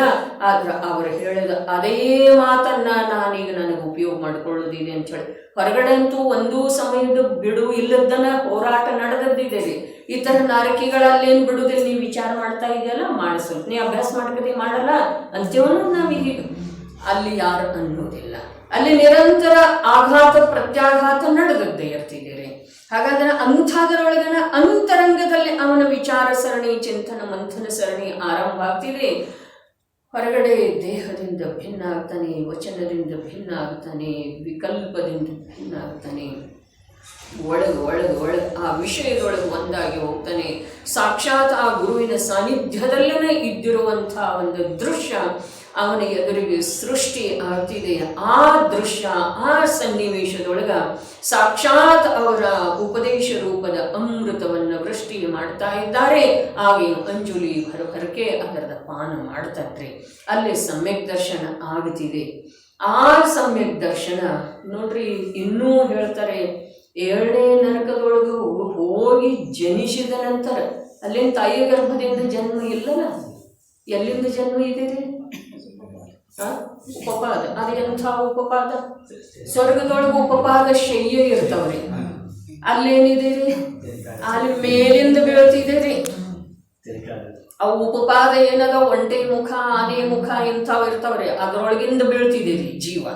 ಒಳ್ಳೆ ಇರ್ತಾವ್ರಿ ಅವ, ಅದರೊಳಗಿಂದ ಜೀವ ಬೀಳ್ತಿದೆ. ಅಂತರ ಮುಹೂರ್ತದೊಳಗೆ ನಾರಕೀಯ ಶರೀರದ ರಚನೆ ಆಗ್ತಿದೆ. ಕೆಳಗೆ ಭೂಮಿಯ ಮೇಲೆ ನರಕ ಭೂಮಿಯ ಮೇಲೆ ಬಂದ ಅಪ್ಪಳಿಸ್ತಾ ಇದ್ದ ಹಾಗೆ ಭಯಂಕರ ವೇದನೆ ಆಗುವುದರಿಂದ ಮೇಲೆ ಹಾರ್ತಿದೆ, ಮತ್ತೆ ಬೀಳ್ತಿದೆ. ಮೇಲೆ ಅಂತರ ಎಷ್ಟು ಸಮಯ ಉಳಿಯುವುದ್ರಿ, ಮೇಲೆ ಹಾರ್ತಿದೆ ಮತ್ತೆ ಬೀಳ್ತಿದೆ. ಆ ನರಕದ ಭೂಮಿ ಇಷ್ಟ ಕರ್ಕಶ, ಇಷ್ಟ ಕಠೋರ, ಇಷ್ಟು ದುರ್ಗಂಧಮಯ. ದೌಲತರಾಮರು ಹೇಳಲ್ಲ, ಸಾವಿರಾರು ಚೇಳುಗಳ ಏಕಕಾಲಕ್ಕೆ ಕಚ್ಚಿದರೆ ಎಷ್ಟು ನೋವಾಗ್ತಿದೆಯೋ ಅಷ್ಟು ಬರೀ ಭೂಮಿಯ ಸ್ಪರ್ಶದಿಂದ ಆಗ್ತಿದೆ. ಹಾಗಾದ್ರೆ ಒಮ್ಮಿಂದೊಮ್ಮೆ ಯಾವುದೋ ಗತಿಯಿಂದ ಹೋಗಿರ್ತಿದಿರಲಿಲ್ಲ ಜೀವ, ಯಾವುದೋ ಮನುಷ್ಯ ಅಥವಾ ಇಂಚ, ಅದಕ್ಕೆ ಅದು ಭಯಂಕರ ಅನ್ನಿಸ್ತಿದೆ. ಅದಕ್ಕೆ ಭೂಮಿಯ ಸ್ಪರ್ಶ ಆಗ್ತಾ ಇದ್ದ ಹಾಗೆ ಚಂಡಿನ ಹಾಗೆ ಮೇಲೆ ಕೊಟ್ಟಿತಿದೆ. ಕೆಳಗಿನ ನರಕಗಳಲ್ಲಿ ಅಧಿಕ ಮೇಲೆ ಹಾರ್ತಾವ್ರಿ ಜೀವ. ಅಂದ್ರೆ ಅಲ್ಲಿ ಅಧಿಕ ಏನಿದೆ ಅಂತಂದ್ರೆ ಕರ್ಕಶತೆ, ಕಠೋರತೆ. ಈಗ ಮಾತು ನಮ್ದು ಏನ್ ನಡೆದಿತ್ತು ಅಂದ್ರೆ, 2ನೇ ನರಕದೊಳಗೂ ಹೋಗ್ತಾ ಇದ್ದ ಹಾಗೆ ಜೀವ ಅಂತರ್ಮುಹೂರ್ತ, ಅಲ್ಲೇನ ಉಪಪಾದದಿಂದ ಜನ್ಮ ಆಗ್ತಿದೆ, ಭೂಮಿಯ ಮೇಲೆ ಪುಟಿದು ಸ್ಥಿರ ಆಗ್ತಿದೆ. ಅನಿವಾರ್ಯ ಇದೆಯಲ್ಲ, ಎಷ್ಟೋ ತನಕ ಪುಟ್ಟಿಯುವುದ್ರಿ, ಅದ ಸ್ಥಿರ ಆಗ್ತಿದೆ, ಅದಕ್ಕೆ ಹೊಂದಿಕೊಳ್ಳುತ್ತಿದ್ದೇನೆ. ಅಲ್ಲಿ ಹುಟ್ಟುತ್ತಾ ಇದ್ದ ಹಾಗೆ ಅಂತರ್ಮುಹೂರ್ತದೊಳಗೆ ಸಮ್ಯಕ್ ದರ್ಶನ ಪ್ರಾಪ್ತ ಮಾಡಿಕೊಳ್ತಿದೆ ಅಂದ್ರೆ ಯಾವುದೋ ಜೀವ ಅಂತರ್ಮುಹೂರ್ತದೊಳಗೆ. ಅಲ್ಲಿ ಆಯುಷ್ಯ ಎಷ್ಟು ಶ್ರೇಣಿಕ ಭಾಯಿ, 33 ಸಾಗರೋಪಮರೆ. ಅಂದ್ರ ಅಂತರ್ಮುಹೂರ್ತದೊಳಗೆ ಸಮ್ಯಕ್ ದರ್ಶನ ಪ್ರಾಪ್ತ ಮಾಡಿಕೊಂಡು ಗೌರಣ್ಣವರು 33 ಸಾಗರೋಪಮ ವರ್ಷಗಳವರೆಗೆ ಸಮ್ಯಕ್ತ್ವದಿಂದ ಸಹಿತವಾಗಿ ಅದು ಸಂಘರ್ಷ ಮಾಡ್ತಿದೆ ನರಕದಲ್ಲಿ. ನಾರಕಿ ಜೀವ, 7ನೇ ನರಕದ ನಾರಕಿ ಜೀವ. ಮತ್ತೆ ಯಾವಾಗ ಅಲ್ಲಿಂದ ಮೇಲೆ ಬರ್ತಿದೆಯಲ್ಲ, ಅವಾಗ ನಿಯಮದಿಂದ ಸಂಜ್ಞೆ ಪಂಚೇಂದ್ರಿಯ ಹಿಂಸ್ರ ಪಶು ಆಗ್ತಿದೆ. ತಿಳಿತಿದೆ ಅಂದ್ರೆ 7ನೇ ನರಕದ ಯಾವ ನರಕಿ ಮನುಷ್ಯ ಆಗುವುದಿಲ್ಲ, ಹಿಂಸ್ರ ಪಶು. ಸಮ್ಯಕ್ ದರ್ಶನ ಯುಕ್ತ ಜೀವ ಕೂಡ ಅಲ್ಲಿ ಹೋಗಿ ಸಮ್ಯಕ್ ದರ್ಶನ ನೋಡ್ರಿ, ಯಾವ್ದು ಸಮ್ಯಕ್ ದರ್ಶನ ಸಹಿತ ಹೋಗಿರ್ತಿದಿಲ್ಲ, 7ನೇ ನರಕಕ್ಕಂತೂ ಹೋಗೋದಿಲ್ಲ. ಸಮ್ಯಕ್ ದರ್ಶನ ಸಹಿತ ಅಲ್ಲೇ ಪ್ರಾಪ್ತ ಮಾಡ್ಕೊಳ್ತಿದೆ. ಮತ್ತದ ಅಲ್ಲಿ ಹೋದ ನಂತರ ಒಂದು ಅಂತರ್ಮುಹೂರ್ತ ಕಳೆದ ನಂತರ ಸಮ್ಯಕ್ ದರ್ಶನ ಪ್ರಾಪ್ತ ಮಾಡ್ಕೊಂಡಿತ್ತು. ಅಲ್ಲಿಂದ ಬರೋದು ಅಂತರ್ಮುಹೂರ್ತ ಇರುವ ವೇಳೆದೊಳಗೆ ಮಿಥ್ಯಾತ್ವದೊಳಗೆ ಬರ್ತಿದೆ. 33 ಸಾಗರೋಪಂ ಚಂದ್ರಕಾಂತ ಭಾಯಿ ಸಮ್ಯಕ್ ದರ್ಶನದ ಜೊತೆಗೆ ಜೀವನ ಮಾಡ್ತಿದೆ. ನೈಸರ್ಗಿಕ ನಿಯಮನೇ ಹೀಗಿದೆ. ಅಂತರ್ಮುಹೂರ್ತ ಇರುವಳದೊಳಗ ಮಿಥ್ಯಾತ್ವದೊಳಗೆ ಹೋಗ್ತಿದೆ, ಮರಣ ಆಗ್ತಿದೆ, ಸಂಜ್ಞೆ ಪಂಚೇಂದ್ರಿಯ ಹಿಂಸ್ರ ಪಶು ಆಗ್ತಿದೆ. ಆ ಪಶುವಿನ ಇಡೀ ಜೀವನದೊಳಗೆ ಅದಕ್ಕೆ ಪುನಃ ಸಮ್ಯಕ್ತ್ವದ ಪ್ರಾಪ್ತಿ ಆಗುತ್ತೆ. ಚೊಕ್ ನಮ್ದ ಗತಿ ಏನಾಗೋದ್ರೆ ವಿಚಾರ ಮಾಡೋದು. ಈಗ ಎಷ್ಟು ಆನಂದ ಅನ್ನಿಸ್ತಾ ಇದೆ ನಮಗ, ಇದೇ ಜೀವನ ನಮ್ದು ಸತ್ಯ ಅನ್ನಿಸ್ತಾ ಇದೆ, ಇದು ಸ್ಥಾಯಿ ಅನ್ನಿಸ್ತಾ ಇದೆ. ಇಲ್ಲಿ ಏನೇನು ಮಾಡ್ತಾ ಇದ್ದೇವೆ. 33 ಸಾಗರೋಪ ಅಂದ್ರೆ ಭವದೇವ ಭಾವದೇವ ಅಂತ ಕೇಳಿ ಆಶ್ಚರ್ಯ ಆಗಿತ್ತು. ಇನ್ನೇನು ಅಂತರ್ಮುಹೂರ್ತದೊಳಗೆ ಕೇವಲ ಜ್ಞಾನ ಪ್ರಾಪ್ತ ಮಾಡಿಕೊಳ್ಳುವಂತಹ ಪವಿತ್ರ ಸಾಧನೆಯವರೆಗೆ ತಲುಪಿ ಕೂಡ ಅವರು 7 ಸಾಗರೋಪಮ ವರ್ಷಗಳವರೆಗೆ ಸಮ್ಯಕ್ ದರ್ಶನ, ದೇವ, ಶಾಸ್ತ್ರ, ಗುರು, ಆತ್ಮಹಿತ, ಸಪ್ತ ತತ್ವ ಎಲ್ಲ ಮರೆತು ಹೋಗಿದ್ದಾರೆ. ಅಲ್ಲಿ ಹೋಗು, ಕ್ರೀಡೆ ಮಾಡು, ನಂದನವನದೊಳಗೆ ಹೋಗು, ಅಲ್ಲಿ ನಂದೀಶ್ವರಕ್ಕೆ ಹೋಗು, ಆ ದ್ವೀಪಕ್ಕೆ ಹೋಗು, ಈ ದ್ವೀಪಕ್ಕೆ ಹೋಗು, ವಿಹಾರ ಮಾಡಿ ಆ ಜೀವನೆಲ್ಲ 7 ದಿವಸದ ಹಾಗೆ 7 ಗಳಿಗೆಯ ಹಾಗೆ ಕಳೀತ್ರಿ. 7 ಸಾಗರೋಪಮ ಜೀವನ. ಕೊನೆಗೆ ಆರ್ತರ ಉದ್ರ ಧ್ಯಾನ ಮಾಡ್ಲಿಕ್ಕತ್ತರ ಮಂದಾರ ಮಾಲೆ ಒಣಗ್ತಾ ಇರುವ ವೇಳೆದೊಳು. ಆಗ ಅಲ್ಲೇ ಇರುವಂತಹ ಸಮ್ಯಕ್ ದೃಷ್ಟಿ ಬೇರೆ ದೇವಗಳ ಅವರನ್ನು ಸಂಬೋಧಿಸಿ ಸ್ಥಿತೀಕರಣ ಮಾಡ್ತಾರೆ. ವಿಚಾರ ಮಾಡೋದು, ಜೀವದ ಪರಿಣಾಮದ ಯಾವ ಪ್ರಕಾರದ ಯೋಗ್ಯತಾ. ಅದಕ್ಕೆ ಅಪ್ಪಾಜಿ ಹೇಳ್ತಿದ್ರು, ಪರಿಣಾಮದ ಮೇಲೆ ನಿಗಾ ಇರಬೇಕು, ಜನವಾಣಿಯ ಆಶ್ರಯ ಇರಬೇಕು. ತೋಡರ್ಮಲ್ಜಿ ಏನು ಹೇಳಿದಾರೆ, ಪರಿಣಾಮವು ಕೆಟ್ಟು ಹೋಗುವುದರ ಭಯವಿರಬೇಕು. ಪರಿಣಾಮ ಯಾವಾಗ ಕೆಡ್ತಿದೆ, ತಿಳಿತಿದೆ ಇಲ್ಲರೆ ನಮ್ಗೆ ತಿಳಿತಿದೆ. ಆದರೆ ನಾವು ತಿಳಿಯದ ಹಾಗೆ ಏನು ಮಾಡ್ತೀವ್ರಿ? ಯಾರ ಸಲುವಾಗಿ? ನಮ್ಮ ಸಲುವಾಗಿ. ಅದರ ಫಲ ಬೇರೆ ಯಾರಿಗಿಲ್ಲ. ತಿಳಿಯದ ಹಾಗೆ ಇದು ಅಭಕ್ಷಿದೆ, ಇದು ಅಯೋಗ್ಯ ಇದೆ, ನಾನು ಇನ್ನೊಬ್ಬರ ಜೊತೆಗೆ ಯಾವುದಾದ್ರೂ ವ್ಯವಹಾರ, ಅಸಭ್ಯ ವ್ಯವಹಾರ ಮಾಡ್ತಾ ಇರೋ ವೇಳೆದೊಳಗೆ ಇದು ಯೋಗ್ಯ ಅಲ್ಲ ಅಂತೇಳಿ ಅಂತರಾತ್ಮ ಹೇಳ್ತಾ ಇರ್ತೀವಿ ಅಂತ ಇಲ್ರಿ. ಆದ್ರೂ ಯಾಕೆ ಮಾಡ್ತೀವಿ? ಹಾಗೆ ಮಾಡಿದ್ರಲ್ಲ ನಡೆದಿಲ್ಲ ಅಂತೇವ್ರಿ. ಮತ್ತು ಅದರದ್ದು ಪೋಷಣೆ ಮಾಡ್ತೇವೆ. ಅದರಿಂದ ಏನಾಗ್ತಿದೆ ಹಾನಿ ಯಾರ್ದಾಗ್ತಿದೆ, ಎಷ್ಟಾಗ್ತಿದೆ, ಎಷ್ಟರ ಮಟ್ಟಿಗೆ ಹಾನಿ ಆಗ್ತಿದೆ ವಿಚಾರ ಇಲ್ಲ. ಇದೆಲ್ಲ ಕರ್ಮದ ವಿಚಿತ್ರತೆಯನ್ನ, ಭಾವಗಳ ವಿಚಿತ್ರತೆಯನ್ನ, ಈ ನರಕ ಸ್ವರ್ಗಾದಿಗಳ, ತಿರ್ಯಂಚಾದಿಗಳ, ಏಕೇಂದ್ರಿಯಾದಿಗಳ, ನಿಗೋಧದ, ಪಂಚಸ್ಥಾವರದ ಅಲ್ಲಿರುವ ಕಾಲ, ಅಲ್ಲಿ ಅನುಭವಿಸುವಂತಹ ದುಃಖ, ಅಲ್ಲಿಂದ ಬರುವ ಸಲುವಾಗಿ ಮಾಡಬೇಕಾದಂಥ ಪುರುಷಾರ್ಥ ಅಥವಾ ಸಹಜತೆ ಎಂದರೆ ಯಾವಾಗ ಯಾವ ರೀತಿ ಲಭಿಸೋದು, ಇದರದೆಲ್ಲ ಒಂದಿಷ್ಟು ಯೋಚನೆ ಮಾಡಿ ಎಷ್ಟು ಅವಶ್ಯಕ ಇದೆಯೋ ಅಷ್ಟು ಆರಂಭಾದಿಗಳನ್ನು ಮಾಡಿ ಜೀವಿಸುವವನೇ ಬುದ್ಧಿವಂತ. ಎಷ್ಟು ಅವಶ್ಯಕ ಇದೆಯೋ ಅಷ್ಟೇ. ಅದಕ್ಕೆ ಅಪ್ಪಾಜಿ ಹೇಳಿದ್ರಲ್ಲ ವಿಜಯಣ್ಣ, ಶುದ್ಧ ಪಂಚಮಿ ದಿವಸ ಕೆಳಗಡೆ ಏನು ಹೇಳಿದ್ರು, ಪಾಪ ಕೂಡ ಇಷ್ಟೇ ಮಾಡಬೇಕು, ತನ್ನಿಂದ ಭೋಗಿಸೋದು ಸಾಧ್ಯ ಆಗಿರ್ಬೇಕು, ಅಷ್ಟೇ ಮಾಡಬೇಕು. ಸಾಮಾನ್ಯ ಮಾತೇನ್ರಿ, ನಿರರ್ಗಳವಾಗಿ ಮಾಡ್ತಾ ಇರ್ತೀವ್ರಿ ನಾವು. ಅನಾವಶ್ಯಕ ಅನರ್ಥದಂಡ ಎಷ್ಟು ನಮ್ಮ ಜೀವನದಲ್ಲಿ, ಎಷ್ಟು ಅನರ್ಥದಂಡ. ಅದಕ್ಕೂ ಹೇಳಿದ್ರು, ಕೇವಲ ಒಂದು ಅನರ್ಥದಂಡವನ್ನ ತಪ್ಪಿಸಿದ್ರೆ ಈ ಜೀವಕ ಮೋಕ್ಷ ಮಾರ್ಗ ಸಹಜ ಲಭ್ಯ. ನಿರಂತರ ನಡೆದಿದೆ. ಇದು ಪಂಚಮ ಕಾಲದ ಮಹಿಮೆ ಅನ್ನೋದು, ನಮ್ದ ಅಷ್ಟೊಂದು ಅಸಮರ್ಥತೆ ಅನ್ನೋದು ಏನನ್ನೋದ್ರೆ ಭವಿಷ್ಯದ ದುರ್ಲಂಘ್ಯತೆ ಅನ್ನೋದು ಏನನ್ನೋದು, ನಮ್ದು ನಾವ ನೋಡ್ಕೊಳ್ಳೋದು ಸ್ನೇಹ. ಇನ್ನೊಬ್ಬರ ಜೀವನದ ಅಳತೆ ಮಾಡೋದು ಕೂಡ್ಲಿಕ್ಕೆ ನಮ್ಗೆ ಸಮಯಾವಕಾಶಿಯಲ್ಲಿದೆ. ಮತ್ತು ಅದರಿಂದ ಆಗುವ ಲಾಭರೇ ಏನಿದೆ? ಇವಿಷ್ಟೆಲ್ಲ ಕೇಳಿ ಹೀಗೆ ಮಾಡಿದ, ಇವಳು ಇಷ್ಟೊಂದೆಲ್ಲ ಹೇಳಿ ಹೀಗೆ ಮಾಡಿದ್ರು, ಏನು ಮಾಡೋದಿದೆ? ನನ್ನ ಜೀವನ ಜಿನವಾಣಿ ರೂಪದ ಯಾವ ಒಂದು ದಿವ್ಯ ಭವ್ಯವಾದಂಥ ಆಲೋಕ ಇದೆಯೋ, ಪ್ರಕಾಶ ಇದೆಯೋ, ಆ ಪ್ರಕಾಶದೊಳಗ ನಮ್ಮಲ್ಲೇ ಇರುವಂಥ ಕಪ್ಪನ್ನ, ನಮ್ಮಲ್ಲೇ ಇರುವಂಥ ಒಂದು ಕೊರತೆಯನ್ನ ನಾವು ನೋಡ್ಕೊಳ್ಳೋದಿದೆ. ಮತ್ತೊಂದು ಸಂಖ್ಯೆ ಇದೆ, 7ನೇ ನರಕದೊಳಗೆ ಸಮಯಕ್ಕೆ ದರ್ಶನ ಆಗ್ತಿದೆ, ಬಾಕಿ ನರಕ ಎಲ್ಲಾ ನರಕದೊಳಗೆ ಆಗ್ತಿದ್ದಾರೆ. ಆದ್ರೆ 7ನೇ ನರಕ ನಿಕೃಷ್ಟರಲ್ಲ, ಅದರ ಸಲುವಾಗಿ ಹೇಳಿದ್ದಾರೆ. ಎಲ್ಲಾ ನರಕಿ ನಪುಂಸಕಲಿಂಗ ಇರ್ತಾವ, ಹೌದ್ರಿ, ಅವ್ರಿಗೆ ಸಮಯ ದರ್ಶನ ಆಗ್ಬೋದು. ನೋಡ್ರಿ, ನಪುಂಸಕ ಲಿಂಗ ದ್ರವ್ಯಲಿಂಗದ ಮಾತೈತ್ರಿ. ಅದ ನಪುಂಸಕತೆ ಇದೆ, ಅದು ದ್ರವ್ಯಲಿಂಗದ ಮಾತಿದೆ. ಭಾವದೊಳಗೆ ನಪುಂಸಕ ಇದ್ದ ಅಂತಂದ್ರ ಆಗೋದನೇ ಇಲ್ಲ ಸಮ್ಯಕ್ ದರ್ಶನ. ಪುರುಷಾರ್ಥದಿಂದನೇ ಸಮ್ಯಕ್ ದರ್ಶನ ಆಗ್ತಿದೆ. ಪುರುಷಾರ್ಥ ಅರ್ಥಾತ್ ಜ್ಞಾನದೊಳಗ ವಸ್ತುವಿನ ಸ್ವರೂಪ ಹೇಗಿದೆಯೋ ಹಾಗೆ ದೃಢವಾಗಿ ನಂಬೋದ, ಸ್ಪಷ್ಟವಾಗಿ ಪೃಥಕ್ ಪೃಥಕ್ ತಿಳಿಯುತ್ತೆ. ಬಹಳ ಕಷ್ಟದ ಮಾತಿದೆ, ಅದಕ್ಕೆ ಪುರುಷಾರ್ಥ ಅಂತಾರೆ.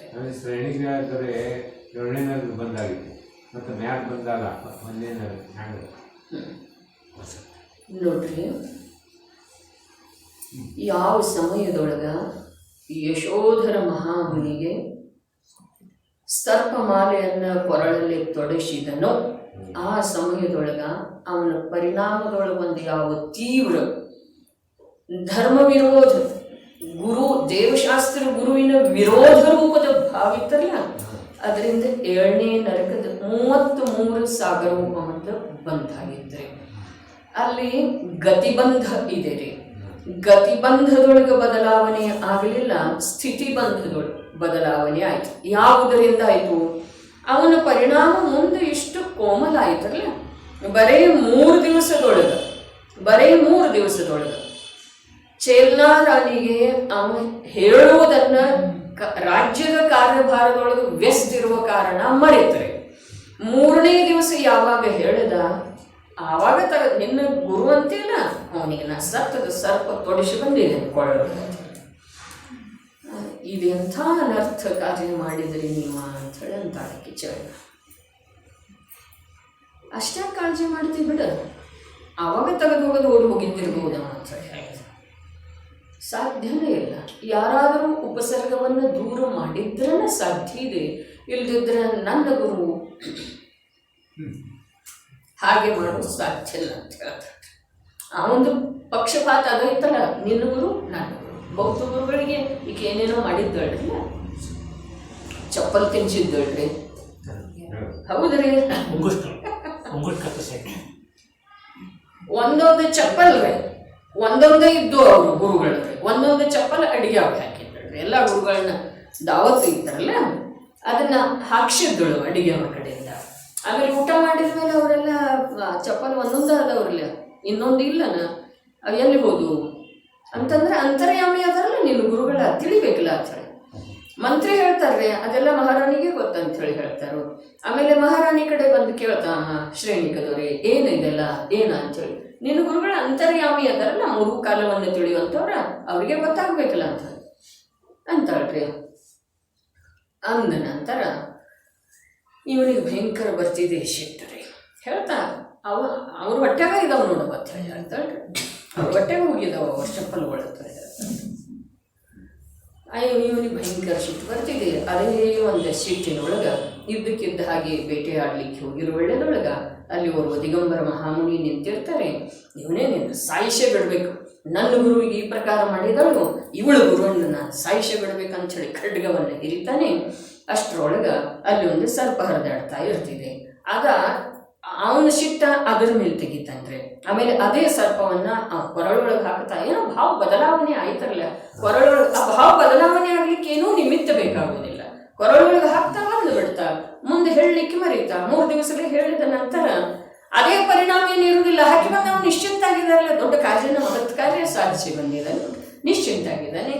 ಆಮೇಲೆ ರಾತ್ರಿ ಇದ್ದಕ್ಕಿದ್ದ ಹಾಗೆ ಯಾವಾಗ ಅಂತಃಪುರದೊಳಗೆ ಹೋದ ಅವಾಗ ಹೇಳಿದ, ಅವಾಗ ಈ ಪ್ರಕಾರದ ವಾರ್ತಾನ ನನ್ನ ಗುರು ಹಾಗೆ ಮಾಡ್ಲಿಕ್ಕೆ ಸಾಧ್ಯ ಇಲ್ಲ ಅಂತ ಹೇಳ್ಬೇಕೆ. ನಡಿ ನೋಡುನು ಆಗ ನಡಿ ನೋಡುನು ಅಂತ ಹೇಳಿ ಅನ್ನೋಕ್ಕಿಂತ ಮೊದಲು ನಾ ಹೋಗ್ಬೇಕು, ಅವ್ರ ಉಪಸರ್ಗ ದೂರ ಮಾಡ್ಬೇಕಂತ ಹೇಳಕ್ಕೆ. ಅದೇ ನೀ ರಾತ್ರಿ ಹೊತ್ತು ನೀ ಒಬ್ಬಕ್ಕೆ ಯಾಕೆ ಹೋಗ್ತೀನಿ, ನಾನು ಬರ್ತೇನೆ ಅಂತ ಹೇಳಿ ಅಂತ ಅವನು ಹೋಗ್ತಾ ಸೈನಿಕರನ್ನ ಕರ್ಕೊಳ್ತಾರೆ. ಸೈನ್ಯ ಸಹಿತ ಹೋಗ್ತಾರೆ. ಹೋಗೋ ತನಕ ಅವ್ರು ಅಲ್ಲೇ ನಿಂತಿದ್ರು. ಸಾವಿರಾರು ಇರುವಿಗಳ ಆ ಸತ್ತಂಥ ಸರ್ಪಕ್ಕ ಹತ್ತಿದ್ದು, ಅವ್ರ ಮೈ ಮೇಲೇನೋ ಹರಿದಾಡ್ತಾ ಇದ್ದು, ಕಚ್ಚಿದ್ದು, ಗಾಯ ಮಾಡಿದ್ದು, ರಕ್ತ ಸೋರ್ತಾ ಇತ್ತು. ಆಗ ಆಕೆ ಆ ಸೈನಿಕರ ಮೂಲಕ ಸಕ್ಕರೆ ಹಾಕಿ ಆ ಇರುವೆಗಳನ್ನೆಲ್ಲ ನಿಧಾನಕ್ಕವ ಆ ಸಕ್ಕರೆ ಹಾಕ್ತಾ ಬಂದ ಹಾಗೆ ಆ ಸಕ್ಕರೆ ವಾಸಕ ಅಥವಾ ಸಿಹಿಗೆ ಅವು ಬರ್ತಾವ. ಅವು ಇರುವೆಲ್ಲ ಅಲ್ಲಿಂದ ಇಳಿದು ಬರ್ತಾವ. ಅಷ್ಟೊತ್ತಿಗೆ ಬೆಳಕಾಗ್ತಿದೆ, ಪ್ರಭು ಉಪಸರ್ಗ ದೂರ ಆಗಿದೆ ಅಂಥೇಳಿ ಹೇಳ್ತಾಳೆ. ನಮಸ್ಕಾರ ಮಾಡ್ತಾಳೆ. ಅವಾಗ ಸೂರ್ಯೋದಯದ ಜೊತೆಗೆ ಅವರು ಕಣ್ ತೆಗಿತಾರೆ. ಶ್ರೇಣಿಕಂದೂ ಭಾವ ಬದಲಾವಣೆ ಆಗ್ತಿದೆ. ಅವ ನಮಸ್ಕಾರ ಮಾಡ್ತಾನೆ, ಅವಳು ನಮಸ್ಕಾರ ಮಾಡ್ತಾಳೆ. ಇಬ್ಬರಿಗೂ ಧರ್ಮಲಾಭಮಸ್ತು, ಧರ್ಮ ವೃದ್ಧಿರಸ್ತು ಅಂತೇಳಿ ಆಶೀರ್ವಾದ ಕೊಡ್ತಾರೆ ಮಣಿಗಳು. ಅವಾಗ ಇನ್ನಷ್ಟು ಅವನ ಭಾವದ ಬದಲಾವಣೆ ಆಗ್ತಿದೆ. ನಾನೇನು ಮಾಡ್ಲಿಕ್ಕೆ ಹೋದ್ನು, ಮುಂದೆ ಅದೇ ಭಾವ ನಿರ್ಮಲ ಆಗ್ತಾ ಆಗ್ತಾ ಆಗ್ತಾ ಆಗ್ತಾ ಈ ದೇವ ಶಾಸ್ತ್ರ ಗುರುಗಳ ಕುರಿತು ಅಥವಾ ಧರ್ಮದ ಕುರಿತು ಅವನಲ್ಲಿ ಕೋಮಲ ಭಾವಗಳಾಗ್ತವೆ. ನಂತರ ಮಹಾವೀರ ಸ್ವಾಮಿಯ ಸಮವಸರಣದೊಳಗ ಉಪದೇಶವನ್ನು ಕೇಳಿದ ನಂತರ ಸಮ್ಯಕ್ ದರ್ಶನ ಕೂಡ ಪ್ರಾಪ್ತ ಆಗ್ತಿದೆ. ಆ ಸಮ್ಯಕ್ ದರ್ಶನ ಇನ್ನೂ ನಿರ್ಮಲ ಆಗ್ತಾ ಕ್ಷಾಯಿಕ ಸಮ್ಯಕ್ ದರ್ಶನ ಆಗ್ತಿದೆ. ಆ ನರಕಗತಿ ಅಂತೂ ಹೇಗಿದೆ ಹಾಗೇ ಇದೆ, ಆದರೆ ಅದರೊಳಗಿನ ಸ್ಥಿತಿ ಕಮ್ಮಿ ಆಗ್ತಾ ಬಂತ್ರಿ ವಿಜಯನ. ಸ್ಥಿತಿ ಕಮ್ಮಿ ಸ್ವಯಮೇ ಇವನು ಭಾವದ ನಿರ್ಮಲತೆಗನುಸಾರವಾಗಿ. ಇಲ್ಲಿ ಮಾತು ಒಂದು ಹೀಗಿದೆ, ಗತಿಬಂಧ ಆದದ್ರೊಳಗೆ ಬದಲಾವಣೆ ಆಗುವುದಿಲ್ಲ ಒಂದು ಮಾತ. ಪರಿಣಾಮದ ಅನುಸಾರ ಸ್ಥಿತಿ ಅನುಭಾವಗಳು ಕಮ್ಮಿ ಆಗ್ತಾ ಹೋಗ್ತವೆ. ಬಂಧಕ ಕಾರಣನು ತಮಗೆ ಗೊತ್ತಿದೆಲ್ಲ, ಮೋಹವರ ಯೋಗಕ್ಕೆ ನಿಮಿತ್ತಸೆ ಅಂತ ಹೇಳಿದ್ರು. ಕಷಾಯದಿಂದ ಬಂಧ ಆಗ್ತಿದೆ, ಮತ್ತು ಯೋಗದಿಂದ ಅಸ್ತ್ರವಾಗ್ತಿದೆ. ಇವೆಲ್ಲ ಸ್ವಲ್ಪ ಮಾತ್ರ ನಮಗೆ ಕಲಿನೂ ಬೇಕಾಗೋದ, ಇದ್ರ ಸಮಯನೂ ಬಹಳ ತಿಂತಿದ್ದೀರಿ. ಏನಂತಂದ್ರೆ ಬಂಧದೊಳಗೆ 4 ವಿಧ ಇದೆಯಲ್ಲ. ಏನ? ಪ್ರಕೃತಿ ಬಂಧ, ಪ್ರದೇಶ ಬಂಧ, ಸ್ಥಿತಿ ಬಂಧ, ಅನುಭಾಗ ಬಂಧ. ಈ ಪ್ರಕೃತಿ ಬಂಧ ಪ್ರದೇಶ ಬಂಧ ಇದೆಯಲ್ಲ, ಇದು ಯೋಗದ ಕಾರಣದಿಂದ ಆಗ್ತಿದೆ. ಸ್ಥಿತಿ ಬಂಧ ಅನುಭಾಗ ಬಂಧ ಇದೆಯಲ್ಲ, ಇದು ಕಷಾಯದ ಕಾರಣದಿಂದ ಆಗ್ತಿದೆ. ಹಾಗಾದ್ರೆ ಅಲ್ಲಿ ಸ್ಥಿತಿ ಬಂಧ ಮತ್ತು ಅನುಭಾಗ ಬಂಧ ಆ ಸಮಯದೊಳಗೆ ಯಾವ ಪ್ರಕಾರದ ಕಷಾಯ ಇತ್ತಲ್ಲ ಅದರ ಅನುರೂಪವಾಗಿ ಬಂಧ ಆಗಿತ್ರಿ ಅವನಿಗೆ. ಮುಂದೆ ಅವನ ಕಷಾಯಗಳ ಅತ್ಯಂತ ಮಂದಾಗ್ತಾ ಬಂದು, ಪರಿಣಾಮಗಳ ನಿರ್ಮಲ ಆಗ್ತಾ ಬಂದು, ಪರಿಣಾಮಗಳ ಕೋಮಲ ಆಗ್ತಾ ಬಂದು, ಅದರ ಫಲಸ್ವರೂಪವಾಗಿ ಬಂಧವಾಗಿರುವಂತಹ ಕರ್ಮದ ಸ್ಥಿತಿ ಅನ್ನುವಾಗ ಕೂಡ ಕ್ಷೀಣಿಸ್ತಾ ಹೋದ್ರಿ. ಅದರ ಗತಿಬಂಧ ಏನಿದೆ ಅದು ಹಾಗೆ ಉಳಿತು. ಮುಂದೆ ಕ್ಷಾಯಿಕ ಸಮ್ಯಕ್ ದರ್ಶನ ಆಯಿತು, ತೀರ್ಥಂಕರ ನಾಮಕರ್ಮದ ಬಂಧ ಆರಂಭ ಆಯಿತು.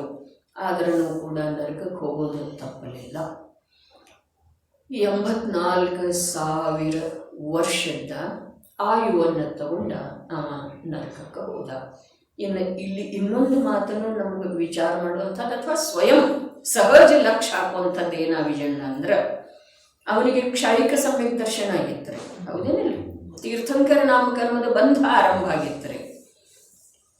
ನರಕಕ್ಕೆ ಹೋಗೋದ ಅಂತರ್ ಮುಹೂರ್ತ ಇರೋ ವೇಳೆದೊಳಗೆ ಅವನು ಮಿಥ್ಯಾತ್ವದೊಳಗೆ ಬರ್ತಾನೆ. ಕ್ಷಾಯಿಕ ಸಮ್ಯಕ್ ದರ್ಶನ ಬಿಟ್ಟು ಹೋಗೋದಿಲ್ಲಲ್ಲ, ಹೌದು ಅಥವಾ ಇಲ್ಲರಿ? ಕ್ಷಾಯಿಕ ಸಮ್ಯಕ್ ದರ್ಶನ ಬಿಟ್ಟು ಹೋಗೋದಿಲ್ರಿ. ಇನ್ನು ಹೌದಾ ಇಲ್ಲ ಅದು ನಾನೇ ಬಿಟ್ಟು ಹೋಗೋದನ್ನೇ ಇಲ್ಲ. ಆದ್ರೂ ಕೂಡ ಅವನಿಗೆ ಮಿಥ್ಯಾತ್ವದ ಜೊತೆಗೆ ಆಯುವಿನ ಬಂಧ ಆದದ್ದಿದ್ರಲ್ಲ, ನರಕಕ್ಕೆ ಹೋಗುವಂಥ ಯಾವ ಜೀವ ಅಂತರ್ಮುಹೂರ್ತ, ಇಲ್ಲಿ ದೇಹ ಬಿಡುವುಕ್ಕಿಂತ ಅಂತರ್ಮುಹೂರ್ತ ಮೊದಲು ಮಿಥ್ಯಾತ್ವದೊಳಗೆ ನಿಯಮದಿಂದ ಹೋಗ್ತಾನೆ ಕ್ಷಾಯಿಕ ಸಮ್ಯಕ್ ದೃಷ್ಟಿ ಇದ್ರೆ.